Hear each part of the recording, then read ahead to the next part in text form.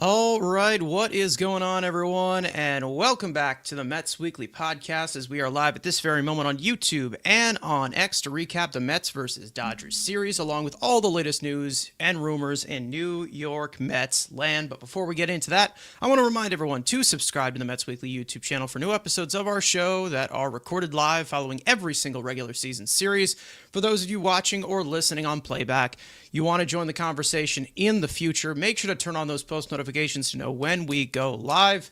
Make sure to follow Mets Weekly on X and on TikTok. For our audio listeners, make sure to follow us on all your favorite listening platforms to not miss the audio version of new episodes that go up at 9 a.m. the following day. Also, make sure to give us a 5-star review. It would be greatly appreciated. So without further ado, let's get into episode number 199 of our show. And Frank, you're back. Welcome back. I believe this is the first regular season of 2026 episode that you've been in. I think the last time you were here, we were previewing the opening series against Pittsburgh. And to be honest, I think those were brighter times because as of right now, you're back.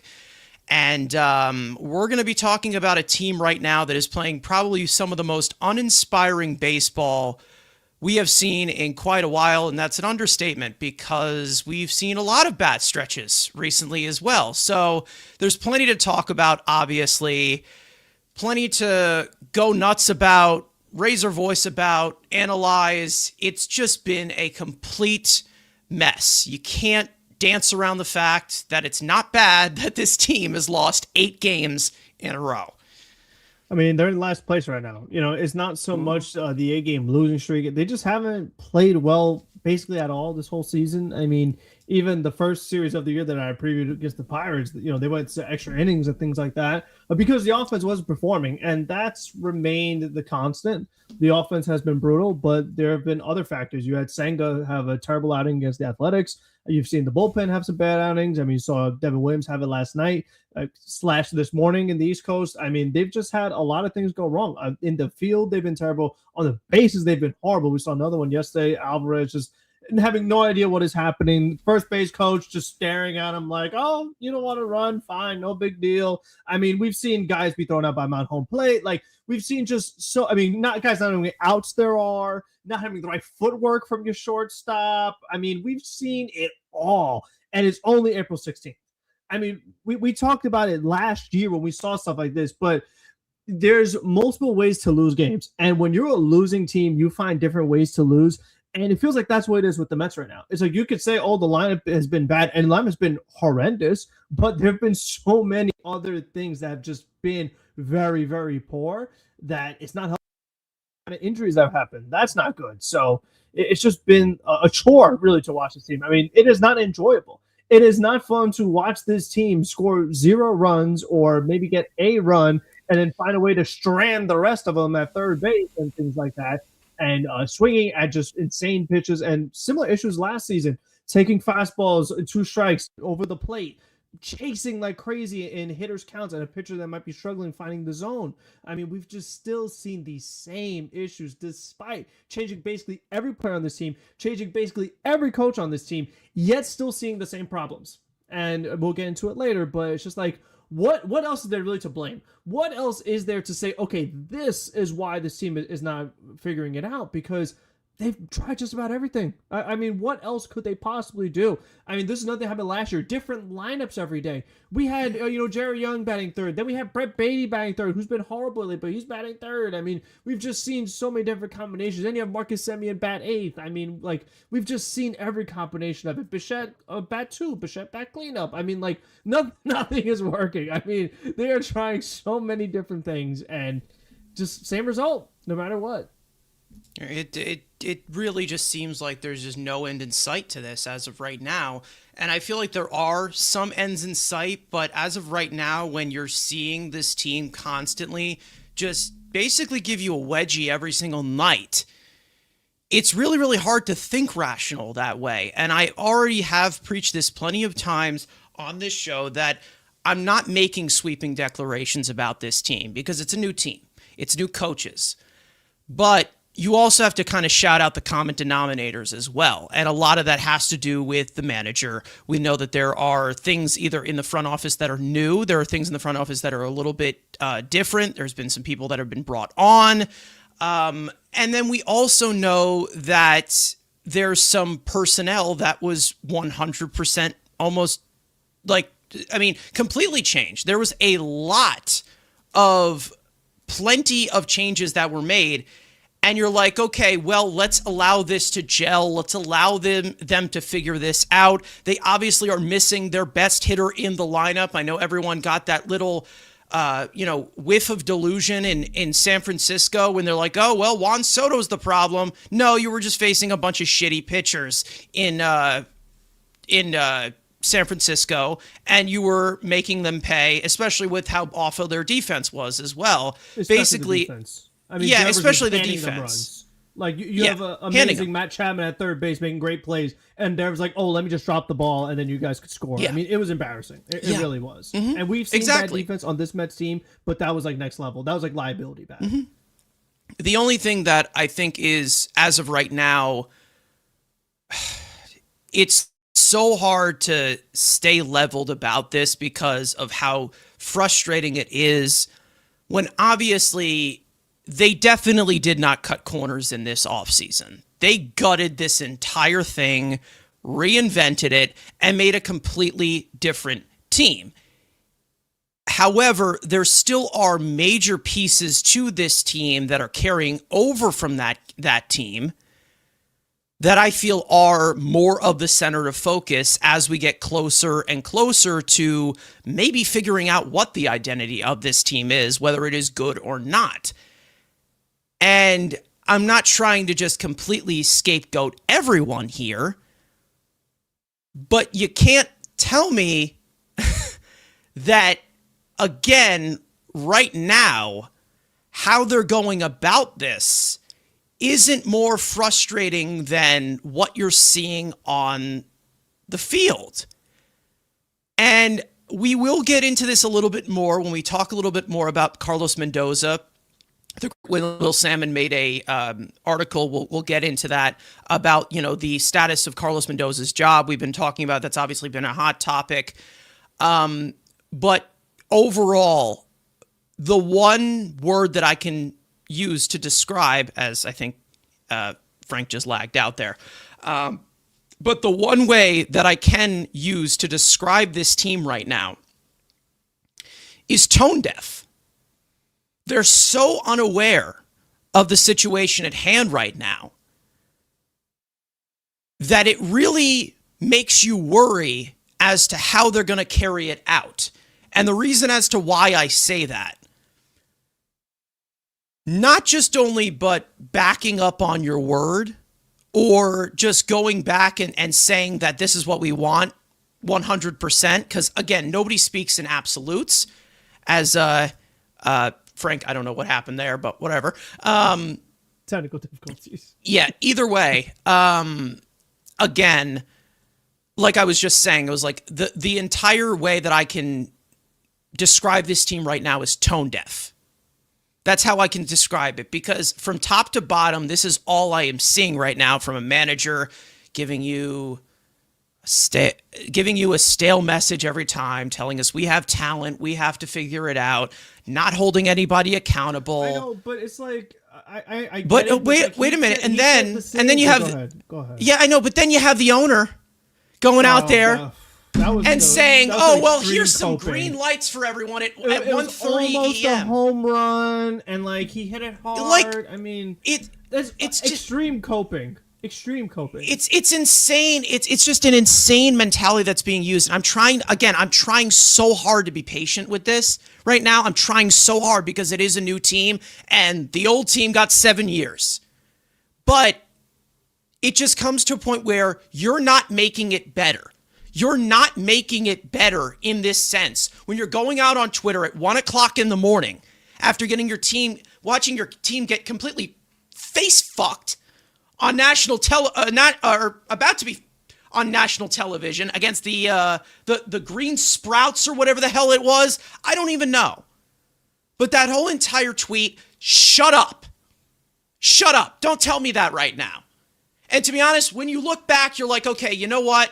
Maybe there is some positive stuff to look at. Maybe there's something here. Oh, well, maybe you can look back on this, and this is a little bit of a bright spot. But there's a time and a place. Steve Cohen, shut up. I guess it's the fact that if you're worth over $20 billion, you can just say whatever the hell you want and just log off. It doesn't matter. And then you also have yesterday, I mean, most recently, we all knew it was going to be caught up because it was on a national game. Francisco Lindor, 11-pitch AB, quality AB, if you're talking about process, smiling at Shohei Ohtani after he strikes him out. Especially after what we're seeing from Lindor recently with the overall mental lapses. Yeah. What? I wasn't smiling when he struck out. I can tell you weren't smiling. I don't think anybody was. Yeah. No, I mean, and like you said, is there tone deaf? It's like, that's not the message you want to see. Like, I understand Ohtani's throwing 100, but it's like, listen, if you want to win the World Series, you got to get to the playoffs first, but if you had any aspiration of winning the World Series, you might have to face Shohei Ohtani. Like, you better learn to hit 100. You're going to have to do it at some point. Yeah, it's just one of those things. And then, of course, we had it's just the constant mental lapses of Francisco Lindor. And we'll get into that. And that I also think is just getting completely mishandled as well by the front office and team officials constantly as well. And we've already talked about that plenty, and we'll get into it. But as for what we are seeing right now on the field, this team looks completely lifeless. They look like they have completely quit and given up. Ever since Juan Soto went down. And I would love to say and pray and hope that Juan Soto would fix everything. But I've also seen this team play with Juan Soto and have the exact same result. What does annoy me, obviously, is the vindication where you hear Mets fans of the old team that we just disposed of saying that this would have been better, they shouldn't have changed this, they shouldn't have not. Tell me right now, look me right in the eye and tell me that old team wasn't doing this as well. Constant mental, they're doing the same thing. It's less of the ass. This is the thing. That's the one thing I can't. Less of the ass doesn't make you less ass. So I don't want to hear that, well, the 16-game comparisons between these players and these players, because it doesn't mean shit right now. The old group was doing the same thing. As Matt is saying here in the chat, the old group was doing the same thing. So stop telling me that, this guy would have plugged this completely into our lineup, because they didn't. Because if they did, we wouldn't have made those changes. So the revisionist history has to stop. I'm done with it. I am tired of it. I'm tired of having this conversation in April. This is the team you have as of right now. Let's talk about what they are doing and not the other guys that are in different cities right now and not on the team anymore. I'm just done. I'm done with the revisionist history. Stop trying to go back to a well that lost. They lost as well. They're best of the ass. Congratulations. Hang the banner. Good for them. You're all vindicated. Yeah, I mean, like you said, the reason why all those guys are gone, like the ones that the Met fans want back, or thing, and I understand, because it was tough for a lot of people to let go of some of these guys who were so long, homegrown, the whole 9 yards. But the reason why those guys are no longer here is because the team did so bad while they were here. So it's like, if they were so good and the Mets should have kept them, well, they should have won with them, And the other thing that is still frustrating is that year after year, it's still like very high payrolls and so little results. I mean, like these teams, not just this year, but the years prior, were supposed to be so much better. And again, even I feel like not enough people are talking about this, but even the 2 years ago when the Mets made the playoffs and they faced the Dodgers in the playoffs and they went to the National Championship Series, it was so exciting. That team was horrible going into the month of June. And I'll never forget, it was a Mets Weekly podcast that you and I were doing when it was rock bottom. Jorge Lopez had thrown his glove in the crowd. Like, we thought Mendoza might get fired then. Revisionist history. We were like, maybe Mendoza needs to go. And it's just like, we've been in this situation where it's like, this team is dead. Mendoza, like, what's happening? We've been in this situation all 3 years he's been here. And I just feel like for a majority of his tenure, we've asked the question of like, what the heck is going on with the Mets? This team, like, what's happening here? And I just find that like when you see issues in the field and issues on the bases, like I feel that it's gotten to the point now with the Mets where no matter what you do, no matter how bad the mental mistake is of like inexcusable thing that happens, nobody cares. Like nobody holds you accountable. Nobody puts you to the side. And you know why? Because the guy who is maybe upset that he's never going to be captain is the worst at it. Like it's so hard. Like, and I'm so glad that he is not the captain because it's like your captain cannot be the guy who makes the most mental mistakes on the team. Like, how is he going to teach anyone when he's literally the one setting the worst example ever? So, I mean, that's another thing that the leadership is highly questionable. Yeah. And even if Soto was here, that's not his style. Like Soto is here to make money, draw walks, and hit home runs. Like that is Juan Soto. Yeah. Whether you like it or not, that is what he is. That's what he was paid to do.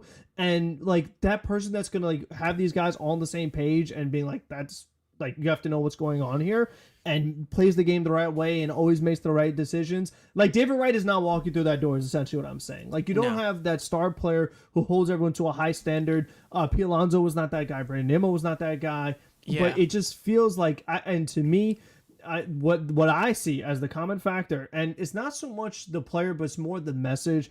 And it's like the whole OMG Mets, like the feeling of the togetherness that they had. And it's not just like, you know, oh, well, you lost Jose Iglesias, who got a minor league deal. It's more so just that, like, the way that team played for one another and just how well those guys got along, it just carried them. It was just like a 10th man on the field, basically, where they were just overachieving. I mean, the message literally was, we suck, let's have fun at it. And they did, and it just instantly turned around. And these guys, I mean, they're just like people are saying, a bunch of zombies. I mean, it's a group of zombies with no emotion. I mean, just whatever happens, not paying attention. If I mess up, oh, well, the manager's not going to say anything to me. A bench coach won't say anything to me. A player won't say anything to me. The big, tough New York media will just dance around it. So who cares? I mean, it's just like, there's just, it's a mess. I mean, like, some of the stuff I see, I'm like, oh my God, how is this happening? Like, again, the mental mistakes in the field and the bases, like, this stuff, it happens almost every game at this point. It's like, oh, here's another video of another double play that Lindor should have turned. Oh, here's another video of Francisco Lindor's footwork not being right. And it ends up costing you a run 99 times out of 100. Yeah, here's Lindor getting picked up at third base because he's fixing his batting gloves. I mean, like, you're just seeing this like every single day. You are seeing something like this. Professional baseball players. Will Lindor get a day off? No. Will Mendoza have a conversation with Lindor? No. You do whatever you want. You could, and listen, I didn't love Terry Collins from an X and O standpoint, but that stuff would not fly with him. I'm not saying they should hire Terry Collins, but there needs to be somebody in that dugout. I don't care who it is. Then some kind of accountability, some kind of message, some kind of culture that needs to be set. Because Tommy Pham's not going to do it. But, I mean, just overall, like, we're not seeing very good leadership out there. And it just leads to the okayness with the poor play that you see on the field. Yeah. No, I mean, it's complacency. And that's what we've been talking about for so long. And it's about basically the overall common denominator because of when you're seeing the constantly same things over and over and over again with new coaches, new players. And to be honest, I don't even want to get into this Dodgers series just yet. I want to flip right into, because we're already talking about leadership, we might as well just dive right into it, of this entire article that was posted by Will Sammon via The Athletic, one of the best. I mean, we know what happened. The team couldn't score. It's like the same story it's been for like 2 weeks. And listen, I mean, we'll run it down the best way that we can. You guys got play-by-plays all week. You got post-game streams all week. Like, we know what happened. Like, we know. Everybody saw. We do know what happened. And listen, there has been a lot of talk and a lot of heat being placed on Carlos Mendoza. And to be honest, in my opinion, well-merited. 100% well-merited, because it's called the overall common denominator, where we are seeing it for multiple years now. And Will Sammon went out there and basically poured cold water on the entire situation of him being in the hot seat. Now, let me just identify what he did, and then we'll get what he wrote, and we'll get into it. So there's a lot of words here. So I'm not going to, completely talk about all of it. Or maybe I will. I don't know, as well we go. So he basically started this off saying, let's lead into the absurdity of discussing a manager's job in the middle of April and saying it plainly, Carlos Mendoza is not in danger of losing his job at this point. And it would take a lot for that to change. We are less than 3 weeks into the season that requires 6 months. Somehow, Mendoza's job status has morphed into a daily discussion when it shouldn't be, based on observations from being around the team and the understanding of how the Mets operate. The Mets 7-11, which now 7-12, who are under immense pressure after profoundly underachieving last season, are off to a bad start. Pinning the Mets' position on Mendoza, however, is not only premature, but completely unfair. The Mets aren't losing because of Mendoza. They are losing because they aren't hitting. During their losing streak, they've averaged under 6 hits per game and have scored a total of 10 runs, which was raised to, 12 runs last night. So whoop-de-fucking-do. Unless preparation is an issue, the performance mostly falls on the players and the roster construction, and the Mets staffers and the Mets staffers players insist that preparation is not an issue.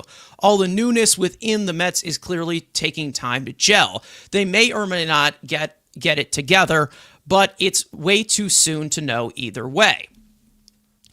Of all teams, the Mets qualify as experts on the subject of season length. The Mets started poorly in 2024 and made the playoffs. The Mets started wonderfully in 2024 and missed the playoffs. Mendoza has experienced those ups and downs. He is in the third year as his Mets manager. Last year's stench and the fact that he's on the final guaranteed year of his contract makes him an easy target for speculation. But he has handled this year's challenges fairly well. Can we go back? Whoa, I got way too much to say on that first screen. Go back. Yeah. Because this is just crazy. He is literally go ahead. Contradicting himself. The whole first paragraph, the absurdity. So he says absurdity in the first few words, but then the last few words make him an easy target for speculation. So how is it absurd, but he's still an easy target for speculation? I think he's talking about it in the eyes of fans are making him an easy target of speculation. And this is the thing. It's like, it says at the bottom, it says last year's stench. Highlight that. Yeah, That's last the year's, problem. We are last year's stench. Who's part of that? Exactly. He's the only That's what I mean. It's like of the stench. And listen, they are so clueless.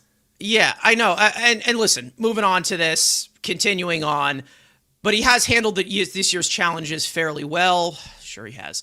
According to veteran players, granted anonymous, blah blah blah, in exchange for their candor. It is not an easy situation. New York went under overhauling its roster. Nearly Mendoza's entire coaching staff was turned over too. If Stearns and owner Steve Cohen didn't view Mendoza as the person for the job, wouldn't they have moved on from him as well? For this year, Mendoza deserves time. Mendoza is not absolved from criticism, particularly from last year, but if you're wanting him gone stems from what happened in 2025, then, the Mets already made their decision on one. In 2026, how many in-game moves even deserve much scrutiny at this point? Uprooting a manager 18 games into the season. I could think of aggressively. Multiple. I mean, the Richard Lovelady obsession, who's now a Washington National. I mean, that's you right there, but Yeah, I mean, uprooting a manager 18 games into the season runs aggressively counter to the idea of making a group of players feel comfortable in the new environment. I think he's doing a good job of making them feel comfortable, not comfortable, uncomfortable enough. He said, frankly, it's just bonkers. Remember, he was Stearns' handpicked guy. Stearns hasn't fired a coach midseason, let alone a manager. What made Mendoza a strong candidate for the job hasn't gone away. In the spring, he pointed out that his communication needed to improve.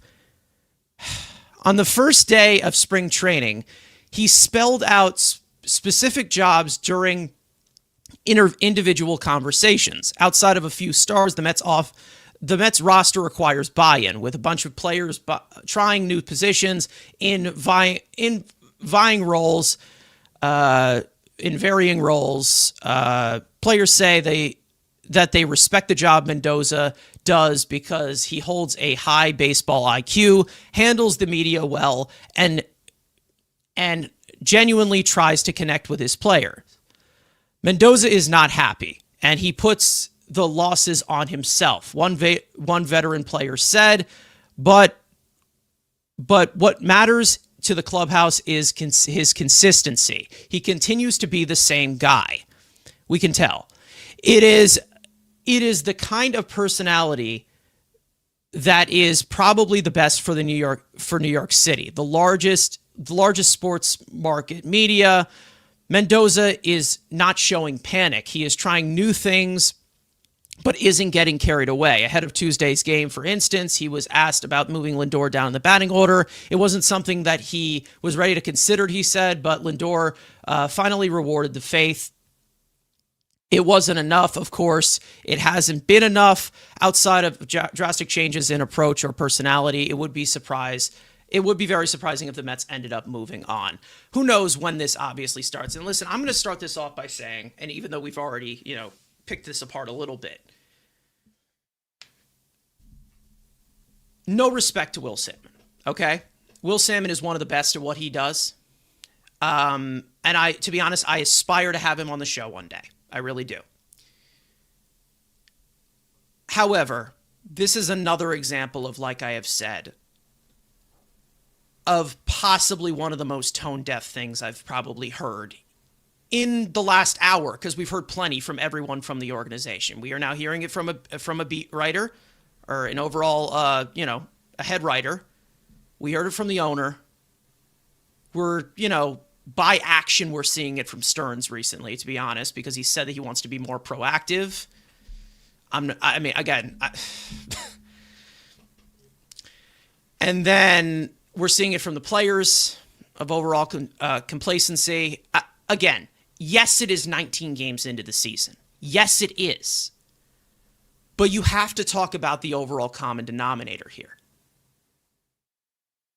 You have a brand new set of coaches, a brand new position player personnel. You have new coaches all over the place. And to be honest, I'm gonna set the pitching aside because I think the pitching has been okay. It's been fine. It's been keeping us in the game 8 times out of 10. More of the position and player group. When you continue to hear the same bullshit over and over again from your manager, and listen, I understand that if you continue to lose like this, you're probably going to run out of answers eventually to the media. I get it. But when you're seeing this stuff on repeat just 19 games in, that's very, very concerning to me. It really is. Because about what the message is being sent to that clubhouse, and like I said, our overall with the leadership. And again, we thought that it would stop at the coaches. We thought that it would stop at the coaches, and then they would, if they go over to new players, which they ended up doing. Guess what's left? And like we just said in that article that you just pointed out, Frank, the stench of last year, who's part of that stench? Mendoza's part of that stench. So, again, it's just the constant contradiction where I feel like, oh, well, it probably doesn't make sense to fire him 19 games into the season. However, I feel like we're so tone deaf, and there's that word again, to the fact that, well, it's not just 19 games into the season. There was a graphic, what was it, on MLB Network, that what are they, the second worst record since the end of June last year. And yes, again, win-loss record doesn't matter because this is a completely different team. Of course, when win-loss record only matters when the Mets were the best in all of baseball, right? When everybody said, hey, shut up, there's nothing wrong with the 2025 team, right? Can't have it both ways. It's the constant over and over and over again. We have to be better. We have talent in this room. I know you have talent. I know that this team can be a lot better. I know they can. Yes, you're missing your best hitter. But for there to be an overall mentality of just treading water until then, that's unacceptable. I don't care if you're playing in April or you're playing in August. It's the day-to-day stuff right now that I'm looking at right now. I'm not saying that, the players suck, they're terrible, we're a disgrace, the season's done. What I'm saying right now, what I'm seeing in front of me, I don't like it. I do not like it. And I don't see the accountability overall. No one will hold these players accountable for this. And we have seen it time and time again. And you know why I point out this overall constant denominator with Carlos Mendoza. There's a reason why I point this out. It's because when everyone said that this was such a perfect environment and how these guys rallied around each other at the end of 2024, 2 months into the season to the end, they talked about holding each other accountable. They talked about playing loose. They talked about, hey, we're going to suck. Let's suck together. Again, I love that quote from JD Martinez. It's hilarious on so many levels, and it's definitely what they needed because of the success they had afterwards. But if the message was, let's hold each other accountable 2 months in, does that mean that based on observation, you weren't being held accountable the first 2 months of 2024? Because in 2025, Juan Soto not hustling, Lindor making mental mistakes, guys making mental mistakes on the base paths, not benched whatsoever. I already pointed out, remember Jose Siri screwing up 2 fly balls in center field? Gets a pitch clock violation in his next AB. Nah, who cares? Don't bench him. So what's the common denominator here? What's the common denominator? Is it new coaches? Is it the same coaches? No. Is it the same players? No. It's the same manager. And listen, I am okay. Again, when it comes to managers, yes, who hired him? David Stearns hired him. And listen, David Stearns will enter this conversation pretty quickly. He will, eventually. I'm not there yet, but we're almost there. He will enter this conversation eventually. I personally believe that, again, when it comes to the guys that you hire, you do have a second chance to right the ship. However, they did this so ass backwards that they kept a manager. And listen, I already knew that he was coming back next year, so that's why I wasn't surprised. Because I was like, okay, let's see what this has. Because I know that this team was so poorly coached last year. I know that for a fact. Looking at Instagram stories. But if you were to go back and say that, well, this is the certain situation that we are in, and, well, this guy's the problem and this guy's the problem, we're going to single-handedly point these guys out, you have to look at the overall common denominator here. Another thing that I will add here. The way that Carlos Mendoza, and I see him as that leader in the clubhouse, you have to see him as a leader. I don't think he's been a leader, but you have to see him as the leader. The way that there has been a full-on constant of mismanagement with the health and wellness of these players. I was about to say that. It is disgusting. Disgusting. I am ashamed. Again, I don't know if it's the trainers giving him this information.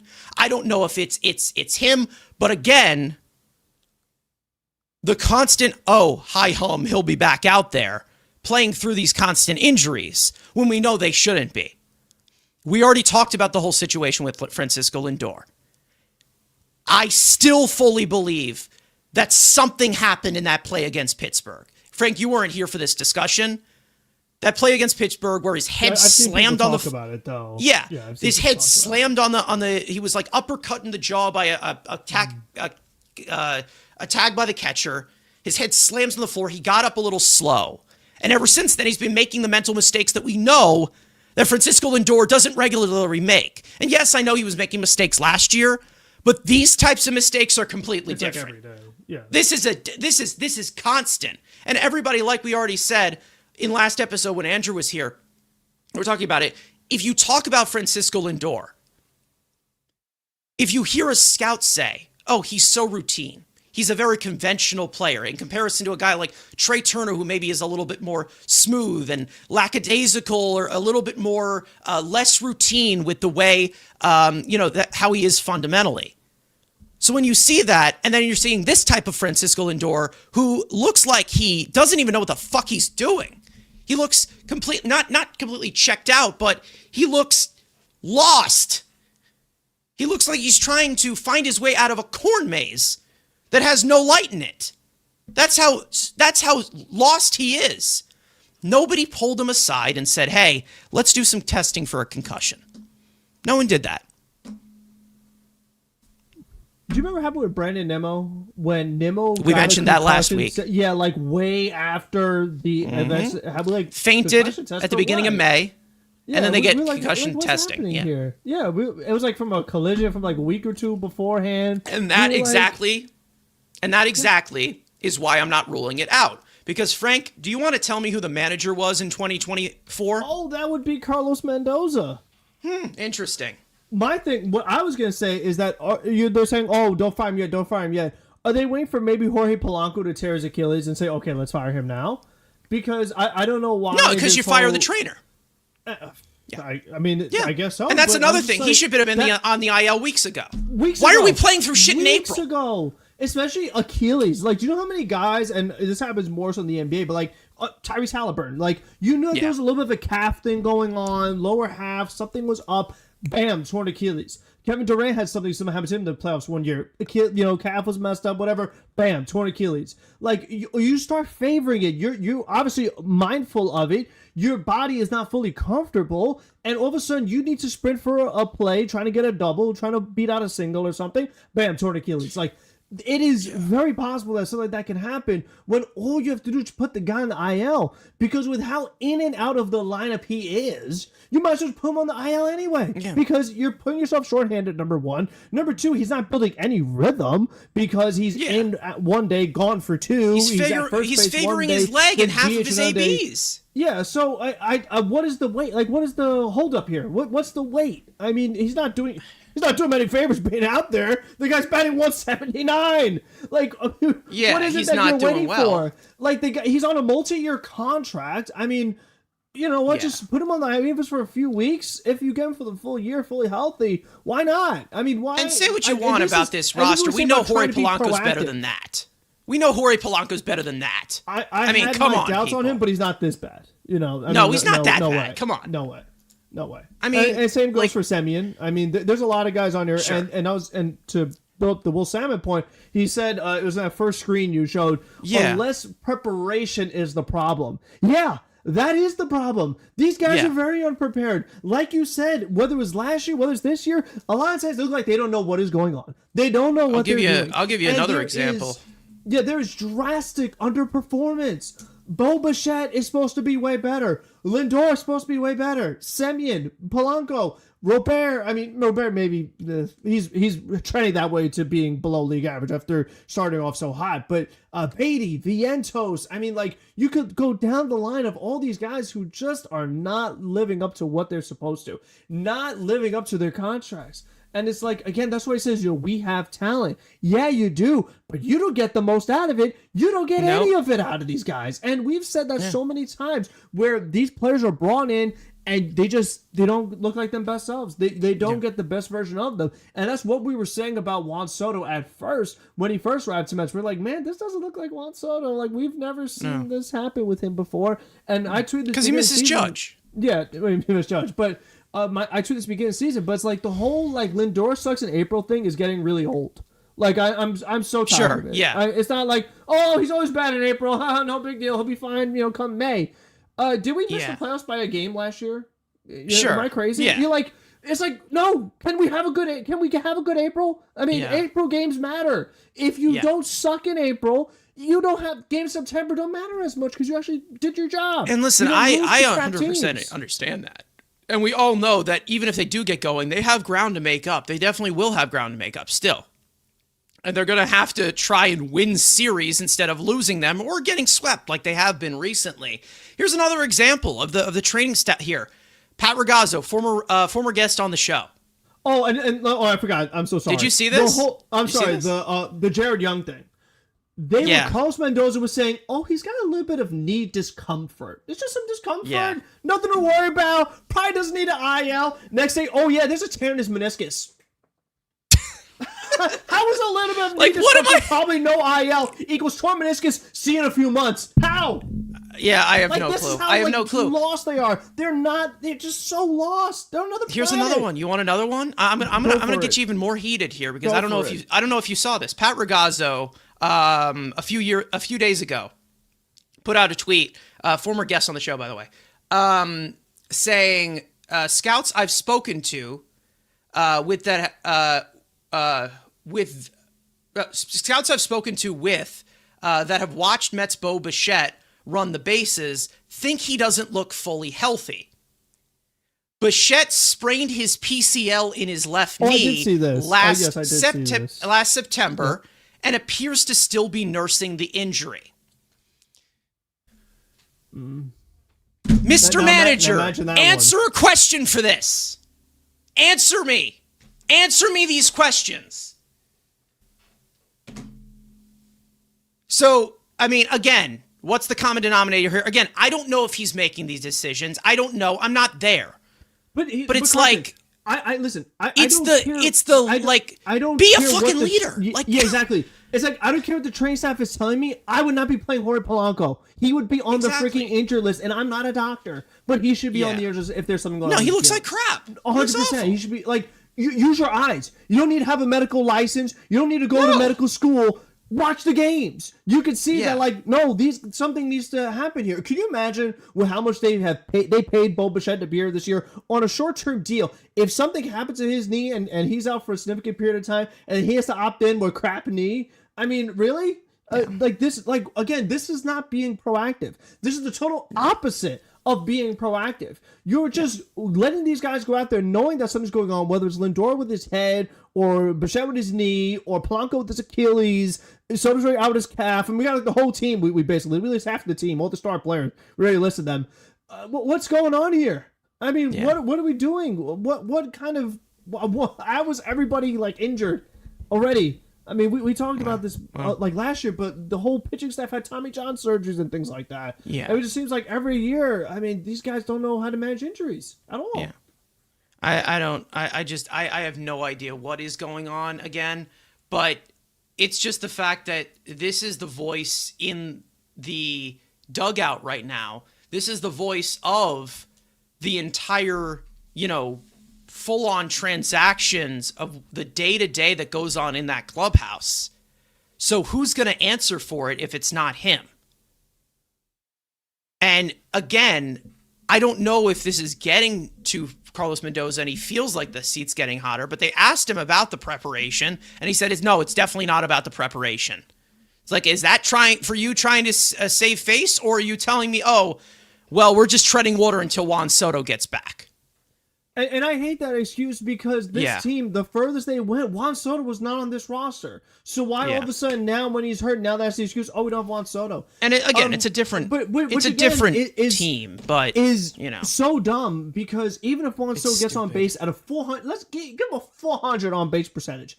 If everybody else has an OPS plus of below 100 behind him, it's not going to do anything for you. They're going to walk him, and then Bichette's going to ground out, and Polanco's going to pop up, and it doesn't matter. That's the most BS excuse I could think of because one team doesn't make the lineup. Season, injuries are going to happen. Stars are going to miss time. That happens to everybody. Almost everybody. They have Mookie Betts is on their list right now for the Dodgers. They have a stacked team, and they find a way to come up and finally win. They'll have Hai-Sung Kim hit a home run, and Andy Pajes will go off, and they find other ways to win. And they'll say, oh, well, Mookie's not in the lineup. I guess we're just going to shut it down for a couple of weeks. That's not how it works. And again, if your team is built like that, then you failed. And that's more on Stearns. But if you're it shouldn't be built like that because you expect a lot more. Then, we're done. That's it.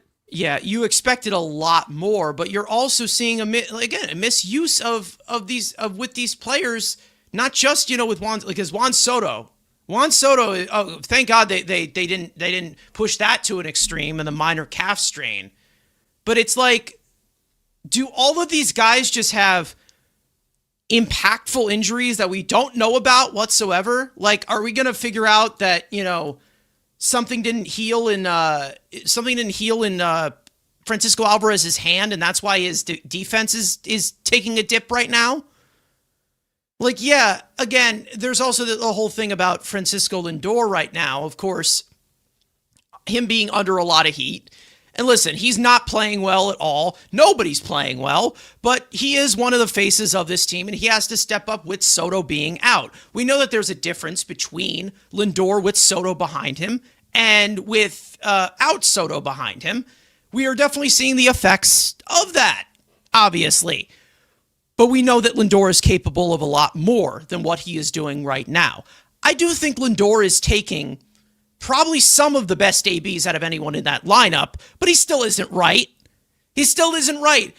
We already know about his slow start in April, and that's the thing. It's like it's a discussion that, again, it's tiresome. You don't want to see it, and I agree with you when you say that, Frank.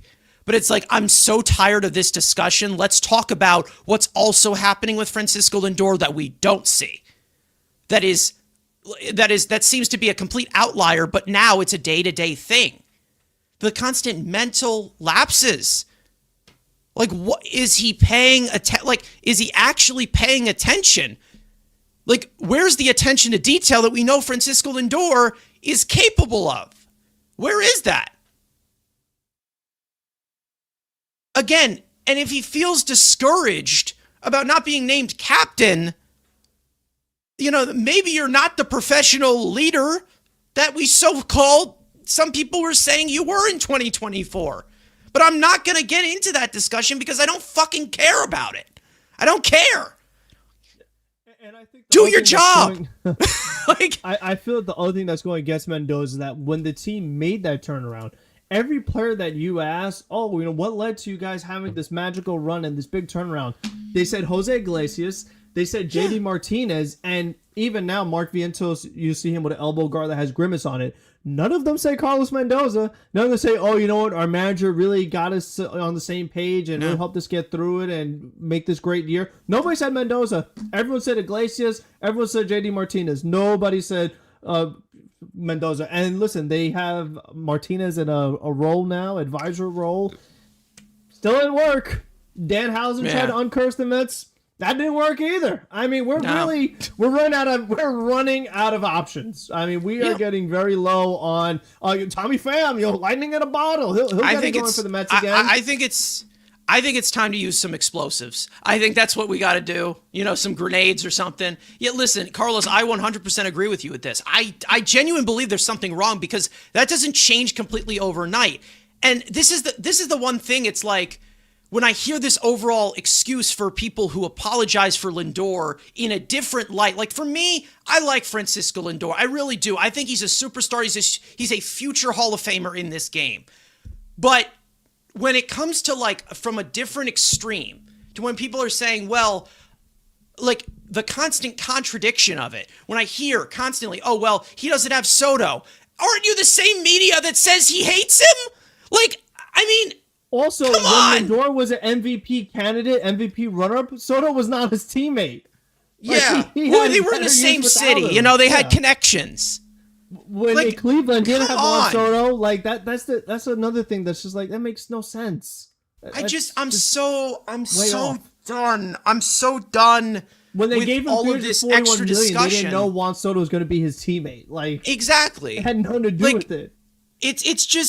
I'm so done with this extra discussion that continues to be vindicated with them playing like complete crap. It just does not make any sense whatsoever. Matt's saying somebody needs to go into the clubhouse, yell and break shit, show some fucking energy. I have no idea. Who is going to do that? Because from that article that we just saw from Will Sammon, Mendoza's not going to change. He's going to be consistently straightforward. I'm not seeing it. I really am not seeing it. We're not seeing any accountability.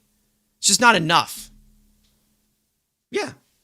I even saw, the Rizzo situation too. That's another one. But even in just Mets land, where you can compare it under the leadership of Carlos Mendoza, they did the same thing with Brandon Nimmo. They waited for the guy to have a 3 to 4 week slump and said, hey, maybe you have a concussion. Come on over here, Brandon. Let's look at the brain of yours. Like, what are we doing? What are we doing from all aspects? And it falls on the manager because he is the voice for it. It's not just the fact of, well, it's too early. Yeah, leadership is important. It's really important.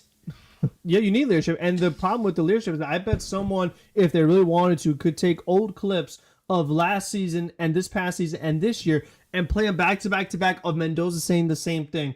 Oh, we're just got to get through it. Oh, our guys are going to play through it and we're going to be fine. Like the identical, everything about it. Just you could play the same. We're hearing the same message year after year after year and not getting different results. I mean, we've heard this. We hear the same thing. Oh, our guys are going to be fine. They just got to keep going. They just have to get through it. I mean, we hear it all the time and they don't. The season just ends and you miss the playoffs. Yeah. Oh, what happened? Like, you know, what happened to, oh, we're going to get through it. Yeah, I just don't know. I just don't know what else other avenue you can go to at this point besides. It's just besides going to Carlos Mendoza right now, because this has all happened under him, and it's not just. You know, it's not just one of those things where, well, it's 19 games into the season. No, they've been shit since the middle of June last year with a completely different team. They were horrible for 2 months to begin the season in 2024.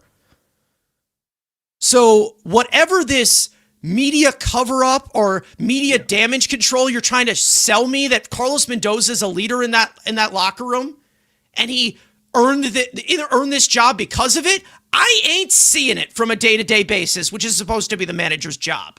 Yeah, we're not talking about 19 games. We're talking about 343 games when you look at the 2 seasons and this year. Because it's not just a last year thing. Like I said, the year before that, they were talking he probably could have been fired that year because they were one of the worst teams in baseball and also had a very high payroll and didn't have crazy injuries. Like, they just sucked. Yeah, exactly. And Stanley's saying it's like they had Mendoza Lindor, will be Nimmo, Alonso. Yeah, Stanley's saying Mendoza will be fired if this team doesn't turn around. And I do think that no matter what, this is going to be his last year here, whether it's mid-season or it's at the end of the year. Like, I do think that this is his final season. But when it comes to Mendoza, the biggest concern here is if they do fire him mid-season, is it going to be early enough? Is it going to be at the right time? Because to be honest, yeah, exactly. I mean, there's a few possibilities in mind again, and it seems like they have brought in some of those backup plans. But again, I don't know what type of leaders some of those guys are either. But when it comes to Carlos Mendoza, is it going to be at the right time? Because to be honest, I would say that the right time is right now. You just lost eight games in a row. You have you have a completely different team that looks unprepared, unfocused, underachieves. How much more evidence do you need to see that they don't respond well to this guy? No one respects him in that clubhouse. No one. And like you just said with Terry Collins, and listen, I don't like reverting back to the revisionist history of Terry Collins because there was things about him that I was not fond of. He was flawed. I didn't like. I didn't like, some. He was flawed. But players respected him in that clubhouse. Yeah. Players respected him in that clubhouse. They don't respect Mendoza because if they did, they would understand the message that he is sending, which is, well, we have talent. You're beautiful. You're perfect. Never change. Yeah, that's really gonna motivate everyone. Hi ho, hi ho.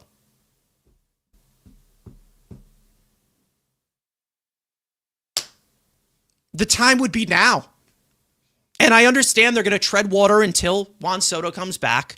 Maybe they're gonna keep going until Memorial Day when we see, Identity Day as a lot of people like to call it. But like, how long can you carry a messenger like this? Every goddamn day, we have talent. We're going to get better. We're not playing fantastic now, but we just got to ride the storm. We have to keep going. You have to pick your head up. Is anyone else falling asleep while I'm saying this? Is anyone listening to this and saying, well, oh yeah, I want to go out there and play for that guy? No. Absolutely not. It's just ridiculous.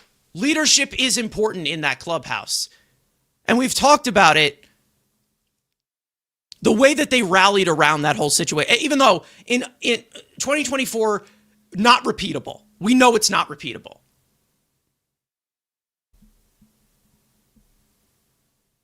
It's just one of those things that you know initiative needs to be taken, or not enough initiative is being taken. And they're just basically just sitting there in their own urine. That's literally it. They're just wetting themselves and sitting in it. That's it. No initiative is being taken. And like I said so many times, even with coaches, I said the same thing about coaches. And again, like I said, we're going to drive deeper into this if that doesn't work. Look where we are. Hefner not going out to the mound. Adjustments not being made with hitting coaches. Like, it's uninspiring message creates uninspiring play. I know that they're better than this. And to be honest, I know that eventually they will have a good offensive game because it's almost impossible to not, right? Right? But like, I just don't understand where you're coming at, where you feel like, oh, well, Mendoza isn't going to change, but that's okay. He's not going anywhere. Something has to change. And when I know from my overall comprehension skills that I learned in kindergarten, we have different coaches, different players, maybe some new team officials as well, and we have the same manager. Because, again, it's a 19-game sample right now, in my opinion, for Stearns right now, because he built this roster. And yes, I know he was here for the last 2 years. I get that. And listen, he's gonna pop up eventually. Don't worry, we're getting there, folks. We're getting there. There are also guys who are struggling on this roster that are on this team last year too, though. It's not just the new guy struggling. So true. It's more than for some guys. More than and I understand. I understand that they're treading water right now for a lot of injuries. They're even treading water for AJ Minter for some of the guys that they're bringing up. But it's but again, they went to the year knowing that. Minter finished the season injured, and they say, you know what? We're good. Richard Lovelady, we're good. That's our AJ Minter cover up till he's ready. Yeah, I don't get it. I really just don't.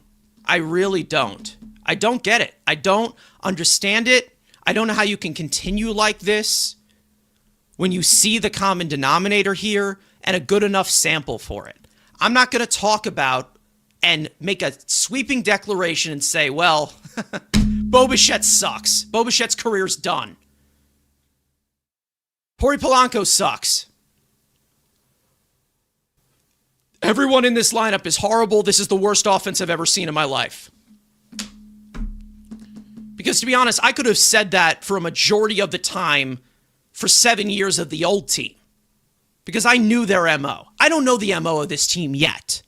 But what MO do I know? Carlos Mendoza. This is year 3. Not 1, not 2, not 3. And he's still making the same mistakes that he was making in 2024. So who else? Who else are we going to point to? Is there some evil elf below Citi Field controlling this? I don't know if that's possible because Jet Williams was traded. So again, These guys are underperforming. And yes, listen, Simeon has been awful. Yes, we can point out guys so individually right now. And we could attach them to Stearns because Stearns brought them in. But again, that is the point where you talk about, well, 19 games have been played. 19 games have been played of the product on the field. But how is this going to be utilized by the manager? How is this going to be utilized and maximized by the coaches? We're not seeing that. In fact, we're seeing a message that is saying, well, you're talented, you have the back of the baseball card. Fucking great. A back of the baseball card. Wonderful. That's all I want to know. And it's not like this. I don't feel like this is going to change anytime soon, or they're going to wake up anytime soon, because you even have the owner tweeting out that he's okay with this. Here's some highlights for you at 1 o'clock in the morning. I saw some green lights here. Read the fucking room.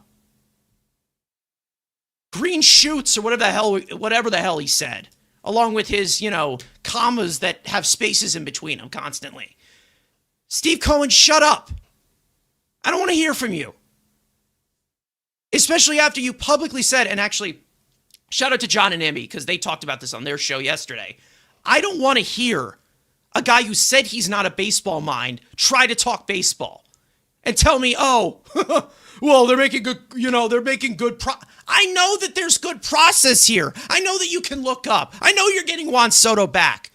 Don't tell me that. Where we say, oh, well, the message you can send is no message at all. Or like the best thing you can say is nothing at all.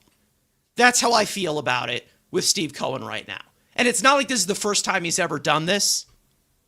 And listen, he's funding this entire operation. He's funding it. He's signing the checks. I don't really expect what people expect him to do at this current point, 19 games into the season, because it probably wouldn't advertise anybody wanting the job if you get fired immediately. But it is one of those things right now where it's like, dude, I don't want to hear from you. I don't. At all. I really don't.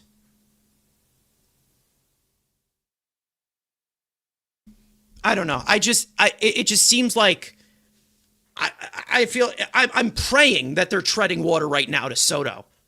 I really do. I really do. Because that means this is going to end quickly.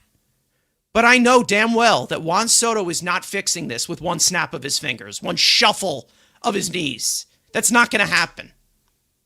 Because I already saw that last year.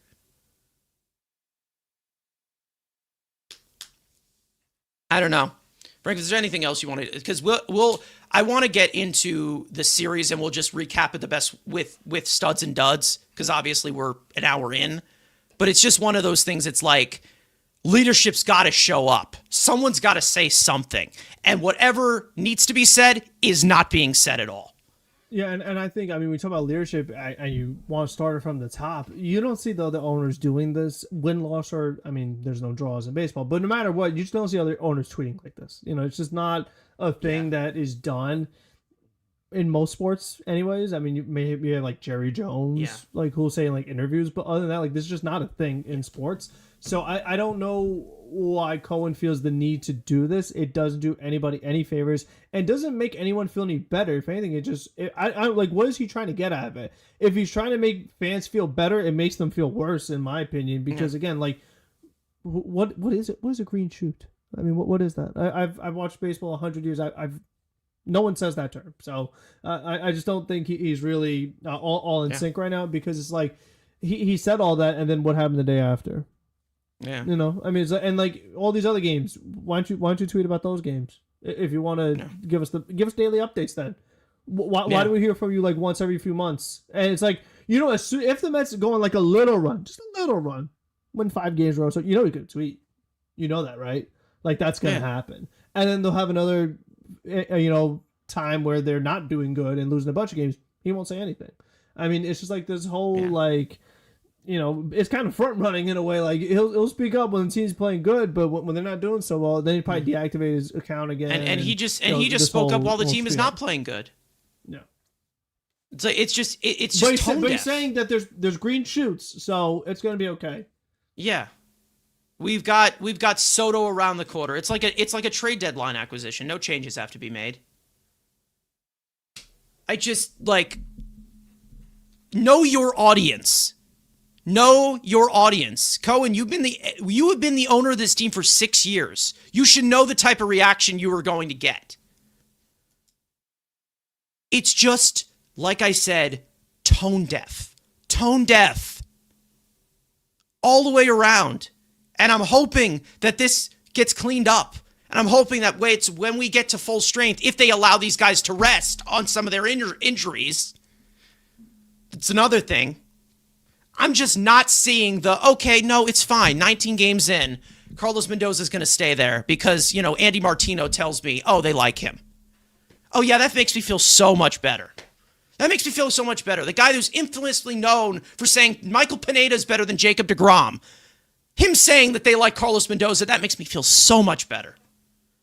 That makes me feel all warm and fuzzy. Come on, man. It's just, know your audience. Stop being so tone deaf from top to bottom. Lindor, enough with the damn smiles, Mr. Smile. Smile when there's something to smile about. Just so done with this shit. It's getting harder and harder to defend and harder to figure out or... What is the word? Figure out how to... Analyze, dissect. Analyze or justify what's going on. Prescribe. I mean, It's just like when you try to be the PR for someone and they just continue to do something stupid. The PR group of some celebrities that go off the rails. They're probably working aimlessly. They're probably working because they just continue to do something stupid. Shut your mouth and do your goddamn job. As The Rock said, know your role and shut your mouth. It's just so aggravating when you just see guys just shoot themselves in the foot constantly. It's incompetent, stupid shit over and over again. Either way, speaking of stupid shit, let's talk about these games because they were shit. Let's run down these 3 games, and then, of course, we'll recap it with studs and duds the best way that we know how. And then we'll get into the next series, of course. But like we said, these are in video form now, just to keep these a little bit quicker. And to save some voice, even though it's already been ran to the ground after that hour-long rant we just had. But here it is. Games 17, 18, and 19 of 162. Mets versus Dodgers. Roll the tape.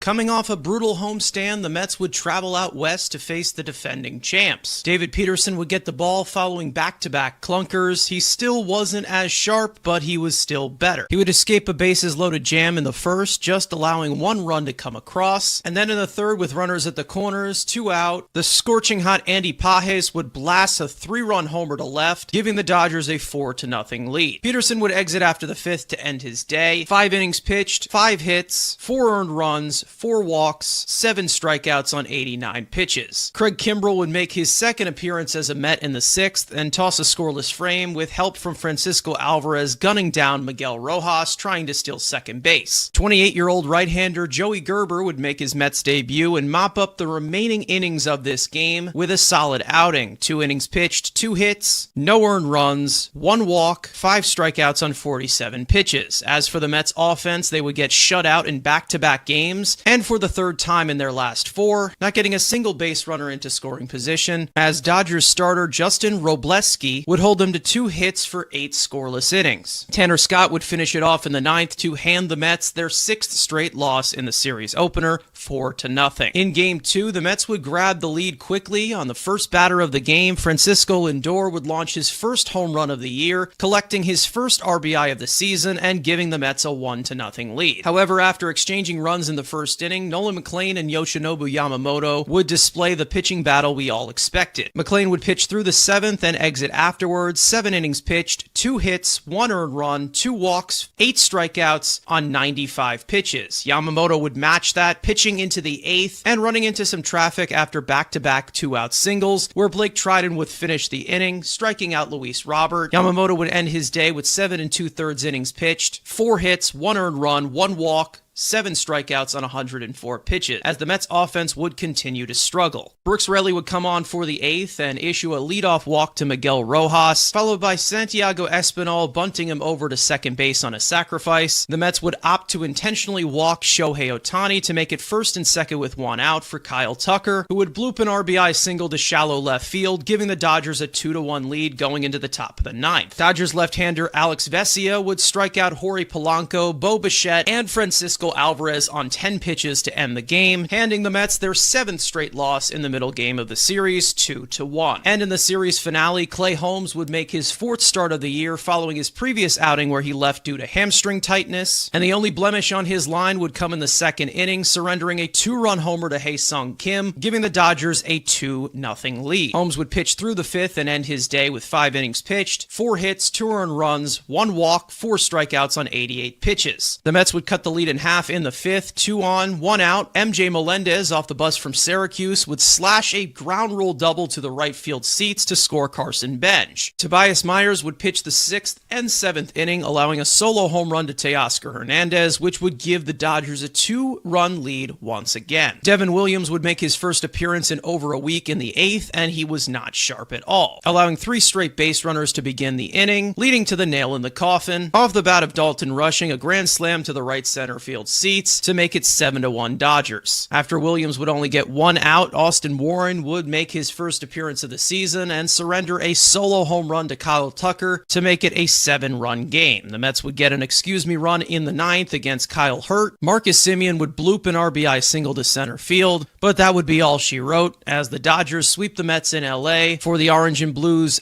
8th consecutive loss, 8-2. The Mets are now 7-12 in the 2026 regular season. With an off day today, they are set to travel to the north side of Chicago for a 3-game afternoon set against the Cubs, starting tomorrow afternoon at 2:20 p.m. Eastern Time. All right. Well, I apologize for having everybody relive it, but Carson spends a decent amount of time trying to put those videos together, so we're going to use them whether you like it or not. Either way, let's get into the studs and duds of this series. I would say that one side of this is a little bit more weighted than the other. Frank, I will start with you. Your first stud in a while, so welcome back to this segment. Yeah, I mean, there's very few to choose from in this category, but I have to give it to Nolan McLean. I mean, he really was wonderful. He did what he could, I mean, like, he really gave the Mets a shot against a very tough Dodgers team. 7 innings, couple of hits, the 1 run in the first inning, couple of walks, 8 punchies, only 95 pitches.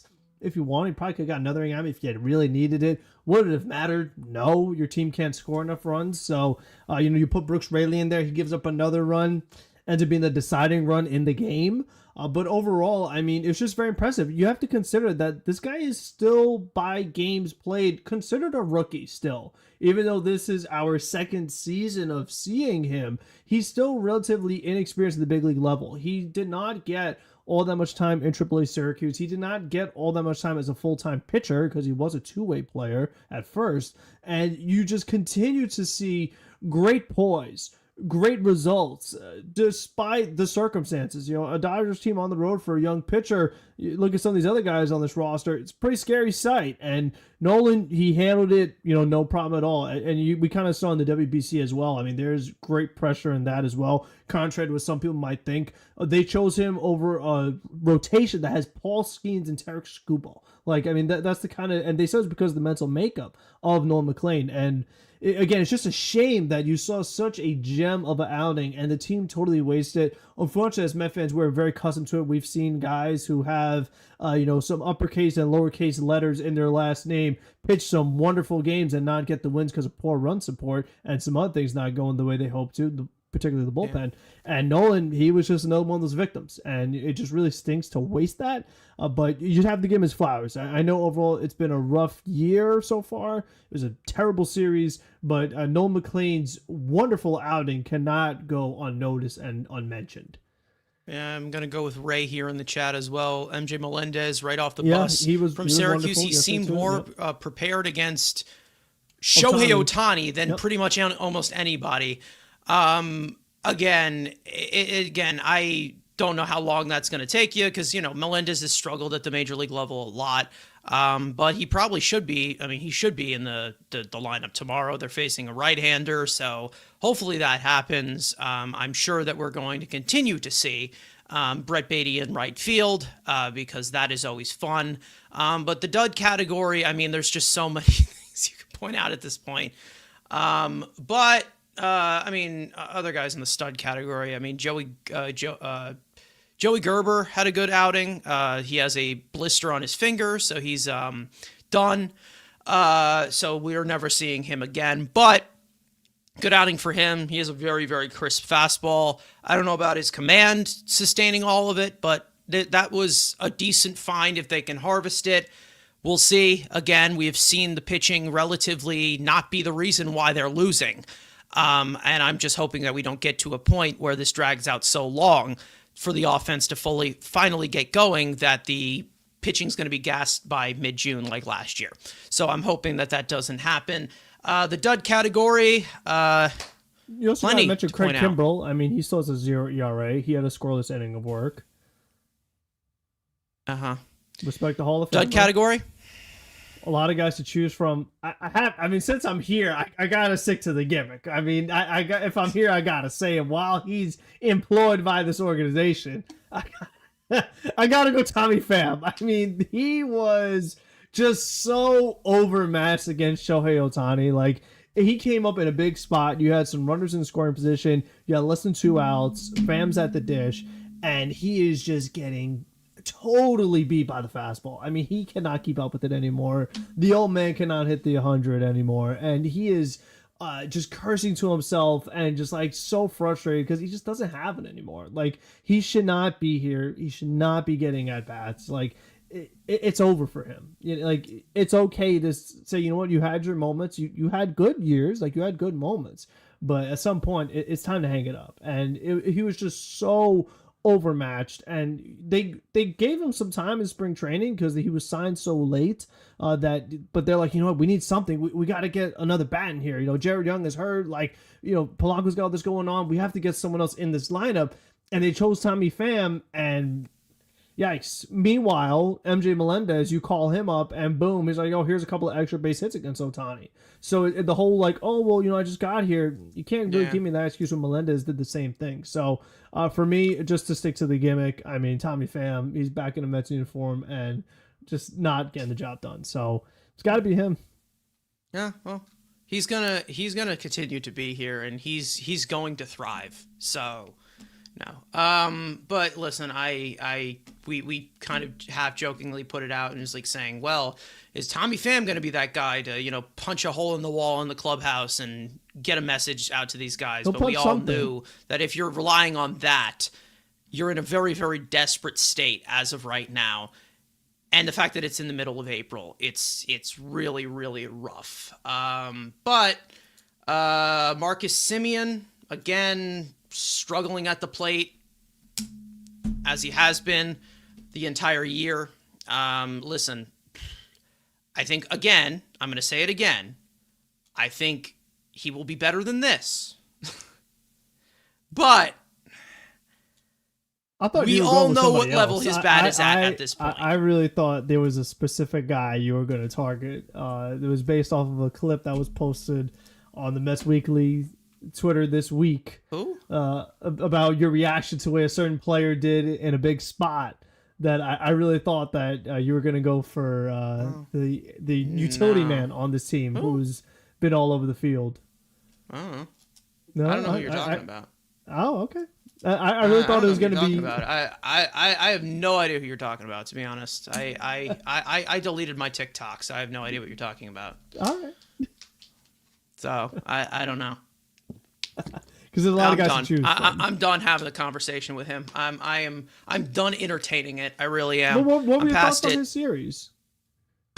God, I wanted to use some things I can't mention on this stream. One includes something that can, make some things go boom boom.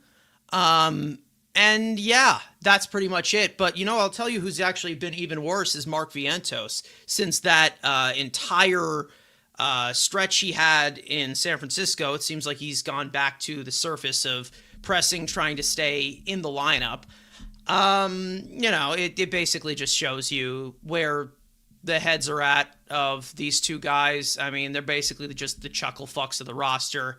They just stink. I don't know what to tell you anymore. They can have one good game, and I still will have the same opinion about them because they're not that good anymore. They just aren't. They never were that good. They were limited, and that's pretty much it. They're easily exposed. I don't know what else to say. I have absolutely no what else to say. Vientos had his moment. Beatty had his moment in the eyes of TikTok fans. I don't know what else to say. These guys just are not in my future plans for this team at all. They really aren't, and they're basically just taking up roster spots at this point. And I don't even care if these guys start to get it going because we already know their limits. We already know what makes them a negative, and it's awful. It's awful to watch. I'm so done entertaining it. It's basically just the next version of the whole JD and Dom Cookie Club bullshit. Like, I don't need to hear that anymore. I'm done. I'm done entertaining it. They are side. They're just a sideshow at this point. I'm done. I'm finished. I'm done. Move on already. Move on from it. It just doesn't matter. It doesn't. It really doesn't. Do you want to add anything to that? I'm so done entertaining this conversation because it's the same thing over and over again. Same thing over and over again. I mean, yeah, he's getting the reps, and like someone mentioned earlier in the chat, but to have like a higher batting average than on base percentage is just so odd. But that's the kind of year it's been. Sack flies for the win. But I feel like Brett Beatty is part of a bigger issue with this Mets team since he hasn't drawn any walks this season. And I saw like these stats that lately He's the Mets have qualified hitter who hasn't. Yeah, that the Mets just have a ton of guys right now who are not drawing walks. They are chasing at an alarming rate, especially recently, and overall have just had these very poor at-bats. And compared to the first weekend of the season and a little bit of that San Francisco series when they played well, you just have not seen that same approach. I mean, these guys, Beatty's is a perfect example, have just had really poor at-bats continuously every game. And it's been very problematic. The strikeouts are very alarming. The way they're getting the strikeouts, like I said, whether it's taking fastballs over the plate with 2 strikes, whether it's chasing in some other counts, and some very bad chases, even like bad challenges too with some stuff. It's been an ugly watch, and I just think it's frustrating when we said, oh well, you know what, like.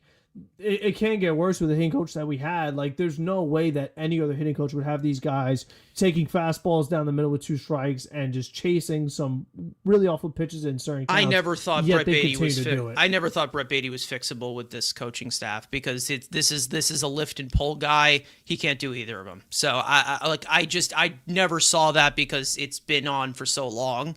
Since birth, this guy's been pounding the ball into the ground. He can't hit non-fastballs. He pulls what he should be taking to the opposite field. He takes to the opposite field what he should be pulling. It's the same shit over and over and over again. He sucks. He just sucks. I don't know what to tell you anymore. He's not good. He's not a good player. Drafted over Corbin Carroll. He's not a good player. He just is not a good player. I don't know what to tell you anymore. We can do all of this delusion constantly. You can show me all of the stretches of how he hits the ball hard into the ground. He's not good. He's not a good player. You can't convince me otherwise, even if he gets sent down to AAA and then he starts hitting in the second half. He's not good. Not good. I already said I'm not entertaining it, and I'm already getting egged on about it. I'm just so tired of this discussion. Let it go. Stop trying to make Brett Beatty happen. And I've already said that this is an overcompensation gimmick, putting him in the outfield. And lo and behold, want to play to first base? Fine. Second base, I don't know how he's going to get playing time at second base because Simeon never takes a day off because that's what he prides himself in. Third base, Bichette's there. And we don't know if he's doing us a favor by doing that. Who knows? I have absolutely no idea. It's like, oh, thanks for being out there and batting under 200. Yeah, put him in the strongest arm position in right field when he's the weakest arm. He has a weaker arm than Nimmo. Cool. That seems like a good idea. That seems like a great idea. I mean, while we're talking about managing, I didn't understand like the bench and center field. Even though he made a great play in Taylor in the corners, I don't get that one. I don't get it. I thought Taylor was playing right field just for Beatty to play right field. Exactly. Left field just for Beatty to play right field. Yeah, exactly. And even like once there, and that's the thing too is that like when Soto does come back, where's Carson Bench playing? It's not left field. So why not just keep him in right field where he's going to be playing? Like, yeah, he should be playing right field because he's the actual athlete. Yeah. He's an actual athlete. That's the one thing that he has isn't. because he's not hitting right now. So that's the one tool that Bench would be providing. And you're not. And again, this is kind of what we say like about maximizing talent and poor preparation. It's things like that. They're just so blatantly obvious that the manager is doing or the GM, whoever's making the lineup is doing, that makes you be like, do they like they're just not getting the most out of their guys? And it's pretty simple adjustments that a lot of people think they should be making, but don't for whatever reason. And it just doesn't make any sense. Beatty is beyond fixable. I'm sorry. He just is. He doesn't. There is no adjustments that this guy has made for 5 years. He's the same bat. Same bat. This guy needs an up and middle fastball to succeed. That's it. That's it. That's all he can do to succeed against a right-handed pitcher. He has not developed once for any little ounce at all. Defensive side, maybe a little bit at third base, but he's not going to play third base. You should have traded him. You should have sold high. It made sense. But they didn't. Because that pussy has power. Anyways, so other, I put out on Twitter earlier, I put out on Twitter some, like, as rational as I can takeaways after the 19 games. Because, again, I'm not completely throwing this team into the complete dumpster fire and saying, well, this season is completely over. But I'm just doing it based off of what I'm seeing in these 19 games, which is, not the reason as to why we're talking about Carlos Mendoza. And some of this stuff we've already touched on. I already said, Lindor has to be trolling at this point. If not, test him for a concussion. Polanco should have been on the IL weeks ago. Bichette has been pressing since game one offensively. It's pretty noticeable. Looks solid defensively. He is a +2 OAA at third base. Alvarez is a defensive liability, which he has been. I know that if you want to argue that, he's been fucking awful back there. Beatty's garbage. He's their best bat in the lineup right now. So he is the best bat in the lineup, and he's so lucky he is hitting because I would go so hard into him if I would go so I would go to a different level on him if he wasn't hitting. But his defense is a full-on liability, and there needs to be changes made. It's just really, really bad. Like I said, Benj's hitting process is good, but he's clearly not MLB ready. I said Simeon is an upgrade defensively, but his bat is clearly deteriorating. I said also about Robert, so far he's basically gone from a Lamborghini in a bad neighborhood to a Lamborghini in a bad neighborhood because it seemed like he was the only guy hitting. Mauricio should be traded if you're not going to give him the time of day. I said, fly high, Jared Young. I'll never forget you. I said, Taylor should be playing every day until Soto gets back, which is in a few days. And everybody was freaking out about that, saying that I think he's an everyday player, which he's not. I said, Beatty in right field is malpractice and overcompensation, like I already said. I said, Peralta looks fine, but not 7 to 8 year deal levels of fine, which, to be honest, I think he's going to get going as the season continues to progress. So, that's just put a pin in that. I said Holmes looks to be taking a leap, but I don't know how long it's going to last, especially with that hamstring scare, which they're going to tell him to shake it off and pitch through. Yeah, that's right. And he pitched his very next start. That was interesting. That was quite a choice. Yeah. and they went 5 innings with him. So I don't know. I said Senga looked And sharper, but he pitched well. yeah, He pitched well, but still, I was a little surprised they made the start. yeah. I thought maybe mainly Yeah. skip one, but Yeah, I mean, apparently they were saying, oh, it was just too cold, and he just tensed up. So, I don't know. Or maybe again, secretly they just put horse tranquilizers into his leg and just put him out there. I don't even know what the hell they're doing, to be honest. you could have done that. But what I don't like about the whole, like, when people talk about injuries related to cold or performance related to cold, I always get concerned because in the playoffs it's going to be cold.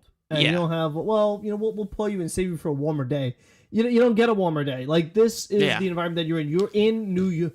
In New York. Like, the only rebuttal I have to that. We're not in. The only rebuttal I have to that is Florida. This is where we are.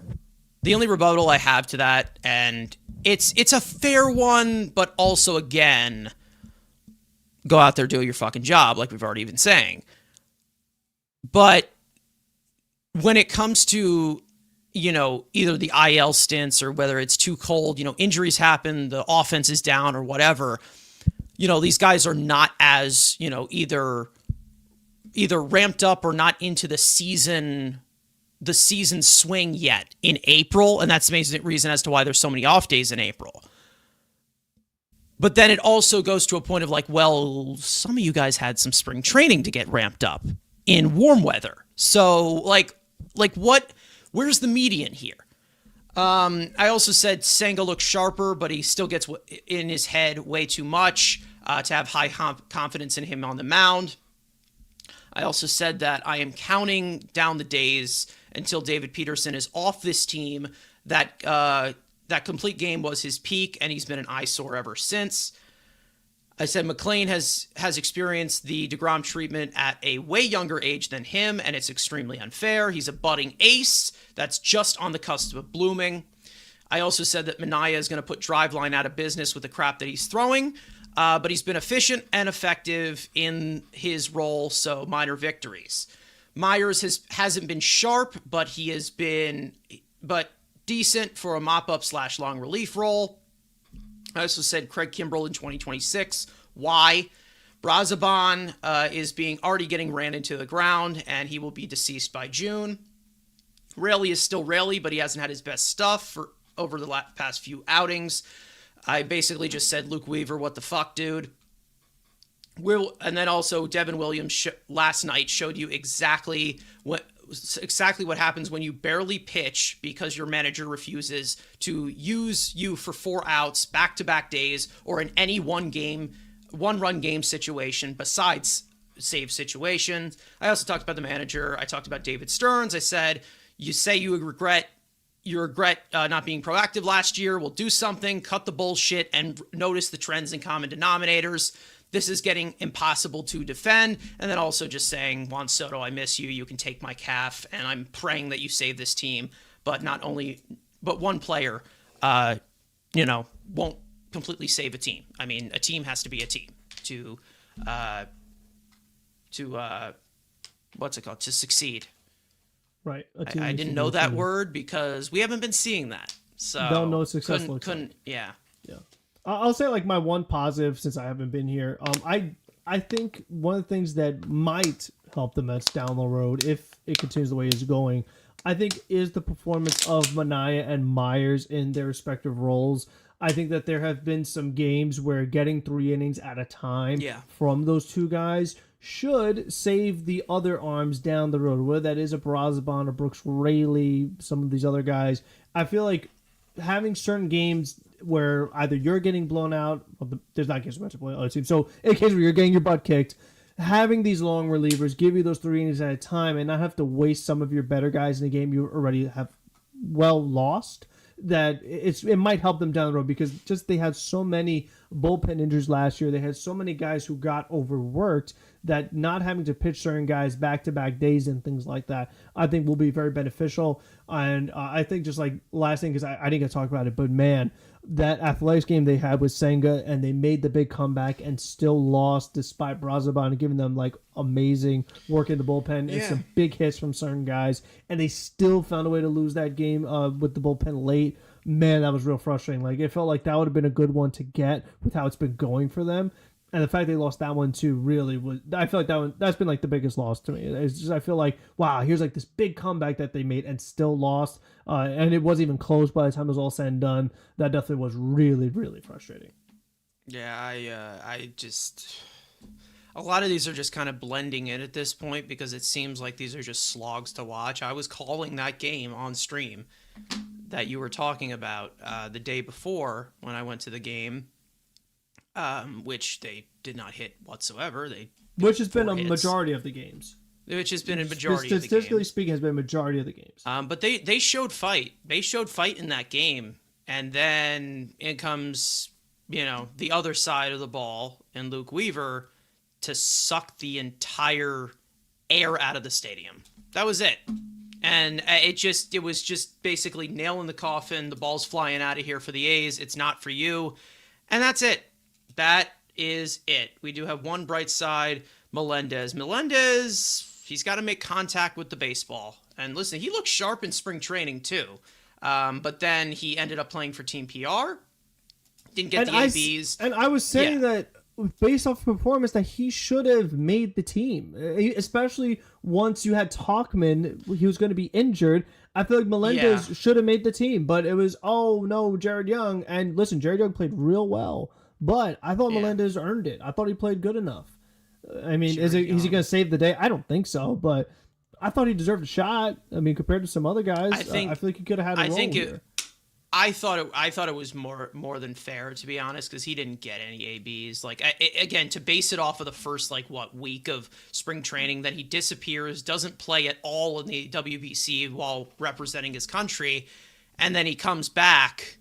Like by default, him not being ready, I just feel like that wouldn't have worked. And also Jared Young's Jared Young. He's a dog like that. I like Jared Young's bat.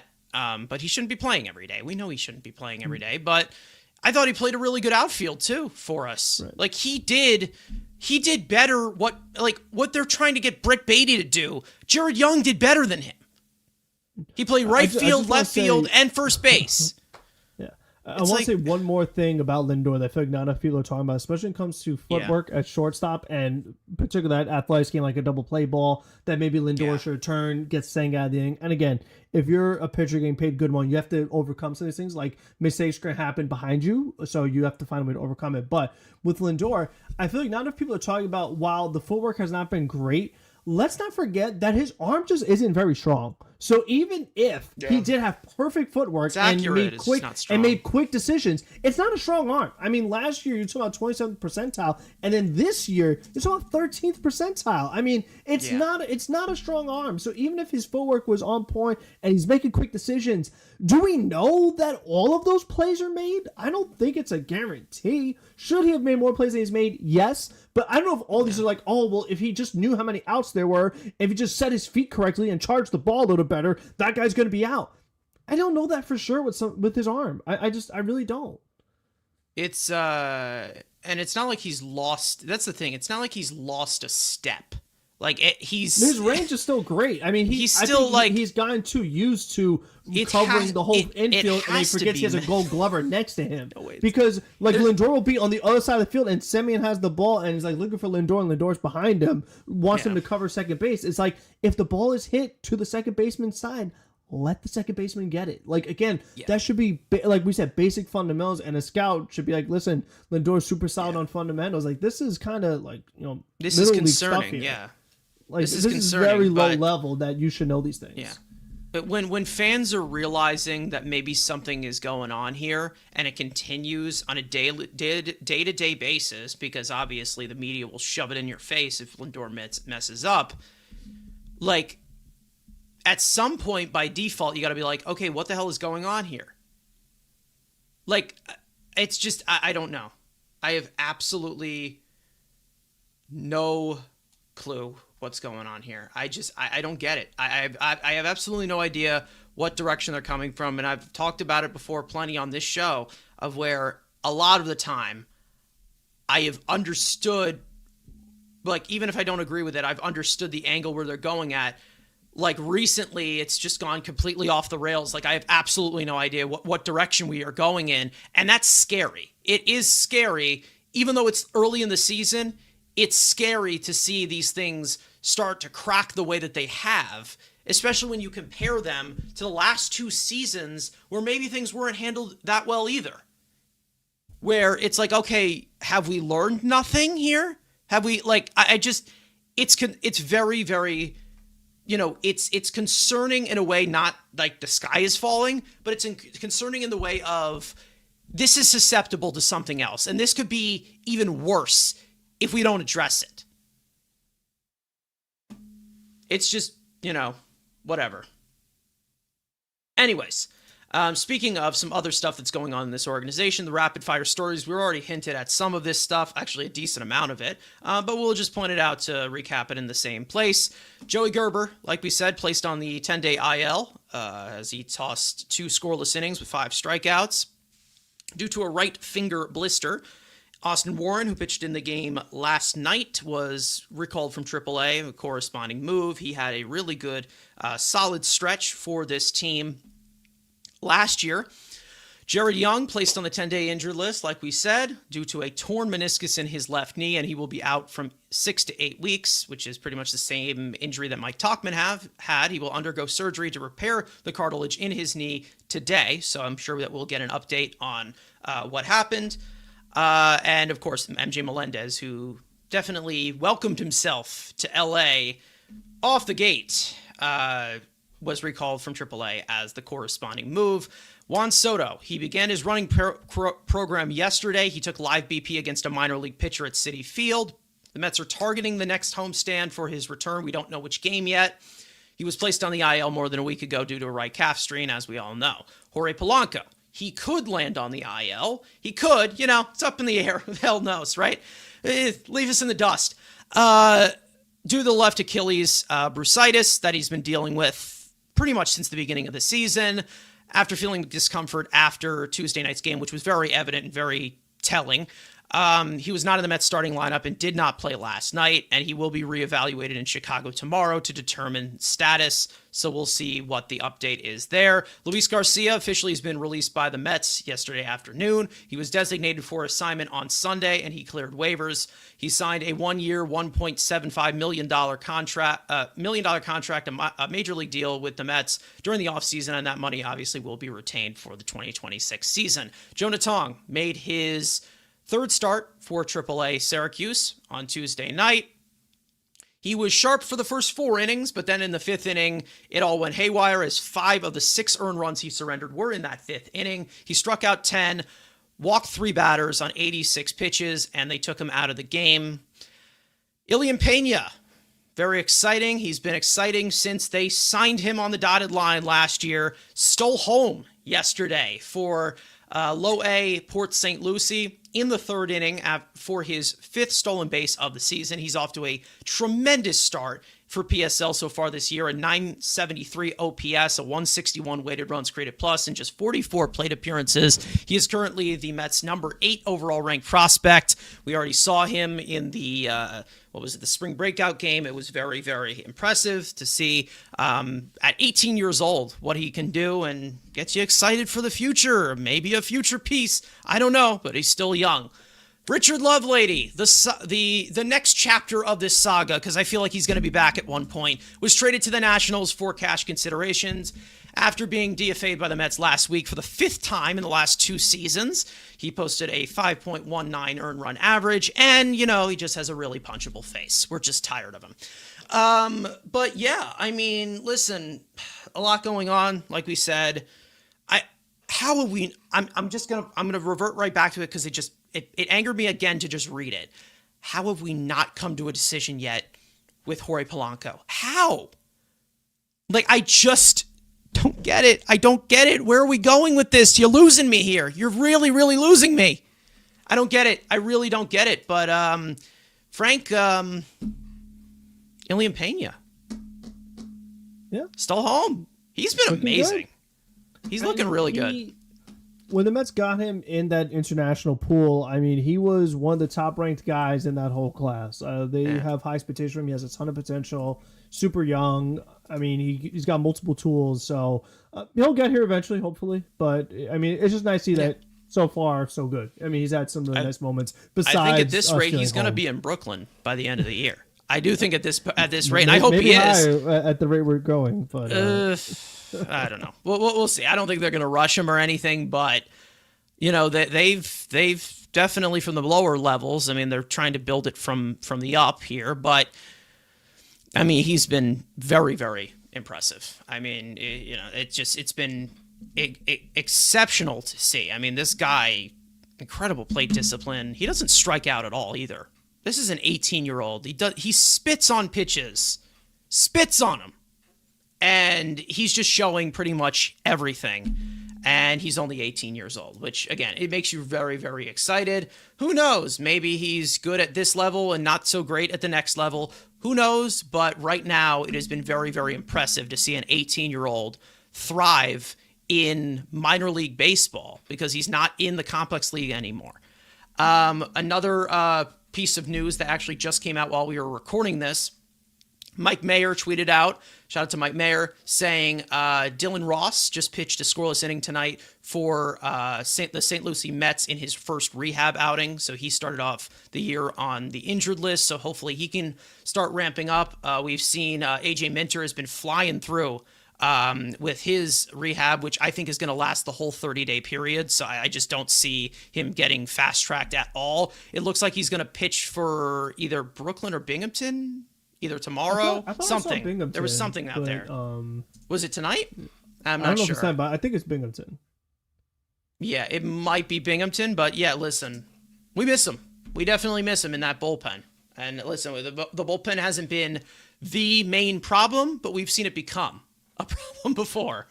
It's had some games. I mean, it's had some not. It's had its outings. moments. I mean, Everything's had its moments. Like in every series, there's maybe about like one of the games. It's like, wow, the bullpen was brutal. But for the most part, it hasn't been their major issue. I mean, if the lineup could do literally anything, we'd be in a much better position. And if Christian Scott last night, 5 strikeouts through 5 1/3, 2 earned runs. He started off a little slow, but he started to pick up. He retired the last 13 batters in a row. So again, we're basically every single rapid fire story you're going to see that starts from Tong, Scott, and Wenninger, because they are basically like the next guys one phone call away. And we also know that certain lefty who is on borrowed time at this current moment, because I'm basically ready to punch something through my wall watching this guy pitch at this point. But hey, all-star last year, you got to give him time, right? We have talent, okay? As our manager says, we have talent. So we will see. Either way, let's get into this upcoming series, which we're hoping that the pain and agony stops, but who the hell knows. Anyways, game 1. Kodai Senga will get the series opener, looking to shake off an abysmal start against the Athletics last week. He will face the former Marlin, 28-year-old right-hander Edward Cabrera. First pitch is tomorrow afternoon at 2:20 p.m. Eastern Time on Pix 11. Game 2. Freddie Peralta will make his 5th start as a Met. He will face the veteran right-hander Jamison Tyone. First pitch is Saturday afternoon at 2:20 p.m. Eastern Time. Again, this time on SNY. And in Game 3, the struggling David Peterson will start the series finale. He will face the swingman right-hander Javier Assad. First pitch is Sunday afternoon at 2:20 p.m. Eastern Time as well on SNY. So again, this is, at this point, what can we say? I don't know what else we can say going into these games at this point other than you have talent, you're beautiful, you're perfect. I don't know what to say at this point, but this Cubs team, I believe, has also been struggling as well. Yeah, last place in National League Central. Yeah. It has not been a good start. So they're 9-9. Win the battle of ass? Is that what we're basically going to have to say? Their record is still better than the Mets, though. The record is still better. I think a lot of records are better than the Mets. So yeah, unfortunately, I mean, just looking at their current roster and current situation, They got One some of other their performers best, too. I mean, Bregman was yeah, a big signing for them. Hasn't got going quite yet. Some of the guys struggling. They spent a lot of money this offseason, like retaining some guys. I like PCA. We saw got a big deal. Nico Horner got a big deal. He's playing well. Dansby Swanson struggling. So yeah, they've got some underperformance in there too in that lineup. yeah. PCA has been abysmal, one of the worst hitters in all of baseball. But we all know that maybe he plays with he might play Chip with on the some shoulder. adrenaline. Yeah, you never know. Let's see. One of their best hitters has been Michael Conforto. So that basically tells you where they're at right now. But what's his name's off to a slow start a little bit as well. Alex Bregman, who they signed, who's there. Michael Dansby Bush, Swanson is off to a hot start so far in the OPS department. They also, at this current moment, Nico Horner, after signing that big extension, has been exquisite for them. And then, of course, like we said, Jamison Tyone has been fantastic for him. But Edward Cabrera has been good to start off the year so far. It's all really about health with him. And yeah, that's pretty much it. I mean, Carson Kelly has been, back at it again too. Miguel Amaya has looked to break out as well. He's been pretty impressive. So that catching tandem has both been hitting like crazy. And then, Ian Happ is his usual consistent self, the 750 OPS type of guy. And then, like I said, that rotation, they have a few injuries as of right now. Obviously, Cade Horton is out. They have Matthew Boyd out at this current moment, too. Let's see, who has been really good for them? Imanaga pitched really good yesterday. He had a bunch of Imanaga, strikeouts, yes. but obviously won't see him in this series since he just pitched You yesterday. won't see him, yeah. What's his face has been horrendous. What's his face? Oh, of course. What was his name? Colin Ria that they have. That I guess he's technically their closer. He's been struggling a little bit. I've been noticing. But yeah, I mean, I don't know if he's been a closer. He pitched 6 innings the other day. Oh, You might have mixed up someone else. Colin Ria, Colin Ray. I don't know, the guy from the Brewers the other day. Oh, okay. Never mind. I guess I'm thinking of somebody else. It's okay. Huh. Okay. Well, Phil Maton is hurt, so we're not going to see our old friend. Hunter Harvey is hurt as well. Yeah, they got plenty of pitchers on the shelf as of right now, but we know that there's talent on this Cubs team, and they could wake up at any point. So we will see what happens there. But again, this is a team that is not in a good spot right now. But we aren't either. So we'll cancel each other out and we'll both play horrible baseball. I have absolutely no idea, but let's look for some green shoots. What else? I don't know what else to say at this point except players to watch. I mean, Frank, if there's anybody that you're putting your eye on as of right now, because on which side? Collectively, on the Mets side it's or killing me. on the Cubs side? On the Mets side, why not? On the Mets side, I mean, geez, it's like anybody in the infield. Like I like to see something, whether it's Lindor, Semien, if Polanco plays. Like I want to see something out of these guys. I mean, because they've all gone to a really rough start. Bichette, I mean, you could throw them in that equation too. Just anyone from the infield. Like they're all way below expectations. All really off to a rough start. Like we want to see something here. Like a lot of these guys are brand new. I mean, we want to see our return on investment because I think at least with Semien, he's in year 1 of a multi-year deal, and the guy's like 35. It's not going to get better. So, like, Probably if he's not, going to have any good moments as a Met, it kind of needs to be this season because history tells us it's not going to be in the back half of the last few years. So, you want to just see something. What I've said before already, and this is a very dense topic, very dense, because it can come in different ways, obviously, with this overall metric. But the last 3 years, because he started to deteriorate health-wise, if you can get, again, the last 3 years for Starling Marte, he was a 97 weighted runs created bat. That's what I'm aiming for with Simeon for this year. That's literally it. Just replace that. Well, he's like half of that, so he really He's needs to half get of it that going. right now. And like I said, I think it's going to be better. I don't think he's going to be this ass, but He was real that's bad what the I first want him to half of fill in. last season. I mean, that's where my concern lays, is that like the guy was horrible in the first half of last season. He had a good second half, and even with that, still finished below league average. So I think that's Yeah. kind of where my frustration is, that like if a player was below league average last year and then this year they're struggling, I can't say that I'm shocked. I can't say that No. I'm like disappointed, because I didn't have high expectations. I was not big on Simeon when they brought him in the first place, because again, teams with the highest payroll, they shouldn't be making payroll moves, because again, I think in a vacuum, Nimmo's a better Sure. player than Simeon. You went backwards. but you don't, again, you don't compare that. Like, it's just a stupid comparison because, again, they traded Nimmo for again, what I want from Simeon, trade, be an upgrade defensively from McNeil, and trade and fill in the production overall that you got from Starling Marte for 3 years, but be more healthy, basically, is what I'm saying. And I feel like he is capable of that.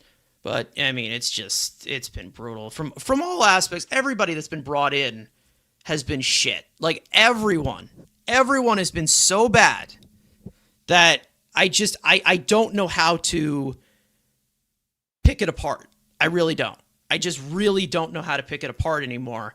I just I'm done. I don't want to go into the discussion of, are we just cursed at this point? Because collectively, everyone's dead. Everyone's half dead right now. Maybe 75% dead. It's just uninspiring baseball. This is not fun to watch. However, we're still going to be watching it. And we're going to be watching it live, of course. A reminder to tune in tomorrow, Saturday and Sunday afternoon, for watch along and post-game coverage of the Mets versus Cubs series, hosted by the newest members of Mets Weekly, Evan and Matt, 10 minutes before first pitch, which is 2 p.m. on every single one of these. Actually, it's going to be 2 p.m. tomorrow because we have a special guest joining, so we'll have a little bit more chatter at the beginning. And then 2:10 for the final two games of this series. So barring any delay needed for live play-by-play commentary, banter, out-of-pocket jokes, and like I said, a special guest joining tomorrow's stream, so stay tuned for that. It all starts at 2 p.m. Eastern time tomorrow, 10 minutes before first pitch. We hope to see you guys there. So some last stuff to get into, obviously. There's plenty to obviously unpack. Like we already said, the Danhausen thing, again, I don't understand it. It doesn't look like it worked. And I think I told you off stream, I said, maybe it's a 3 to 5 business days type of thing. I don't know. That's how it, translates to baseball. But that didn't work. Because you mentioned, like, is it time to say the Mets are cursed? And that's what someone mentioned to Danhausen. It's like, listen, because Danhausen, that's what he does. He puts curses on people in WWE. And it's like, listen, Danhausen, can you get this curse off for the Mets? And he said, okay, done. But Danhausen's a guy that you have to give something back. And he always wants, like, his face on, like, a tractor trailer. And that's, like, a big demand housing for him. So he said, okay, now where's my face on the truck? So can we give him Brett Beatty? I don't think he's interested in that. He would rather human currency. So he doesn't want all these TikTok followers? Well, he does like social media followers. He does like that. Yeah. But he likes human money. That's a thing that he likes, like we all do. So maybe $20 human is better than a Brett Beatty. But we'll see. I have no clue. Again, something to rally around. We tried it. We tried it. Who knows? It just didn't. It didn't work, apparently, because, Shohei Ohtani's really, really good. One other thing I want to point out here. Yesterday, there was some news that dropped that is a little bit significant, obviously, because we're getting very, very close to the lockout. The MLB Players Association fired their chief operating officer, Xavier James, and their head of human resources, Michael O'Neill, with cause today. The firings came in with, an overall investigation and everything. So they fired Xavier James, they fired Michael O'Neill, and then there also was Tony Clark, who resigned as well in February for some other reasons we won't get into. But it looks like, again, right now, that they look to be in turmoil right now, and this is the worst time for that to happen because of the lockout impending. Some good news, though, to be honest, because I guess on the Mets side, for like some things that warm your heart for your childhood, because this is one of my childhood pitchers that I watched when I was young. But it looks like the replacement here for like business and strategy, or someone who they're adding to their staff, is Chris Capuano, former Mets pitcher in 2011. He was here for 1 year. He was a left-handed pitcher. So congratulations to him on that. I know that he's had a few like advisor jobs as well.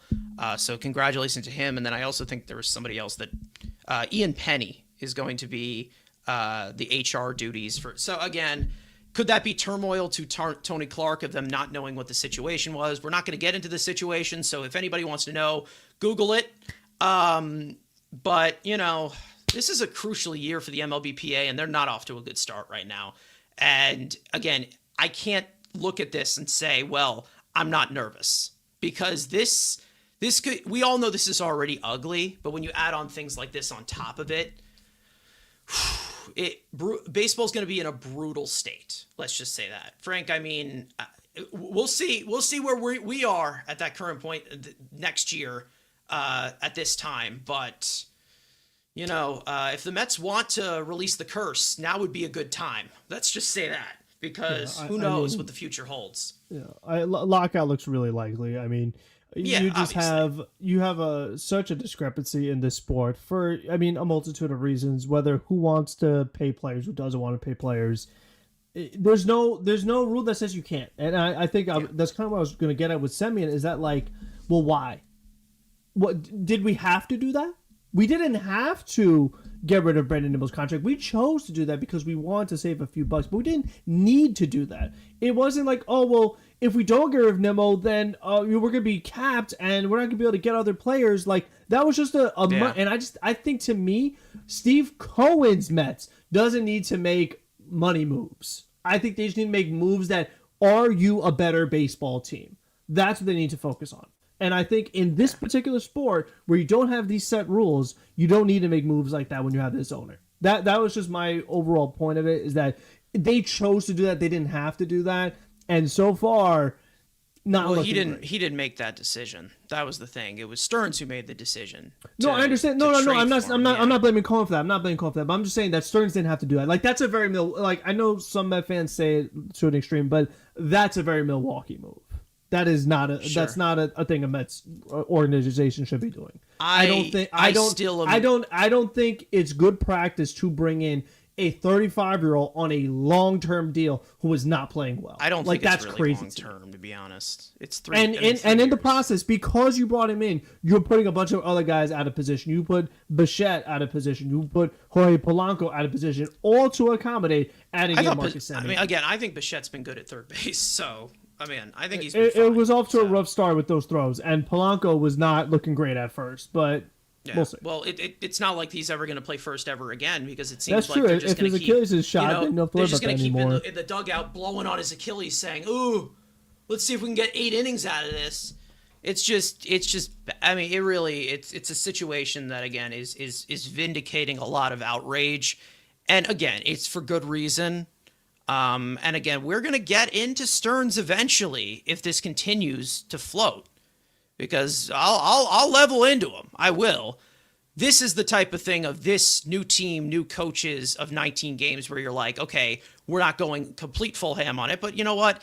Everyone is entitled to their opinion and go crazy on it. That's fine. Do whatever victory lap you want, because, polar bear and squirrel. But it is one of those situations where, like we said at the top of the show, they would have been just less of the ass. Like, it's 2 cheeks of the same ass. Like, literally, that's what we're talking about when we're comparing the previous team to this team. Like, oh, well, they're giving us better stats. It amounted to nothing. Nothing. It's this constant revisionist history of, well, this was better. Okay, so it was better to what degree? Still mediocre. Yeah, okay. That's it. Like that was seen as good in everyone's eyes. We had it so good in 2019. You didn't do anything. You didn't even make the playoffs. We had it so good in 2024. You barely made it to the playoffs after a 2-month slog. You didn't win anything. And the main reason as to why you should have those expectations is because you have a payroll that should be pushing for those expectations.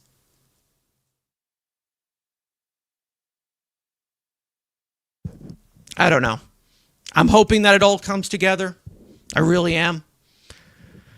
But it is one thing that I feel like I was already talking about throughout this entire episode, very tone deaf to the fact that we probably don't have the leadership to carry that out. Because the only point of success we have had on this team in this era of Mendoza, Doza. Isn't that a cute nickname? The only part has been with leadership, with voices in that dugout, in that clubhouse. And that's just, I'm just not seeing it. I really am not seeing it. And I just, maybe there is a more deeper discussion. Maybe the conspiracy theorists are right. I'm not going insane about how, some of the ways that people are resorting to as of right now and making this a political stance, which I just don't believe. I think is just a bunch of bullshit. But when they continue to shoot themselves in the foot like this, it's really, really hard to say, well, I'm just going to continue to preach this patience. And again, the team is the team right now. They're playing like complete shit. That means that they can only go up, right? Like I'm running out of it. I'm running out of it. I'm not making sweeping declarations, but we know changes do need to be made. And I'm just scared that the timing of those changes is not going to be at the right time. Because of base of what we are seeing. Either way, we're going to wrap it up here, obviously. Frank, any other words? Welcome back, by the way. I wish this was a little bit more of a cheerful episode. Yes. But when you lose 8 games in a row, it's really, really hard to talk about the positives. But, maybe the next time that you are here, because your schedule is crazy, we'll only be on a 7-game losing streak. That's the hope. You never know. Just win a game. Start there.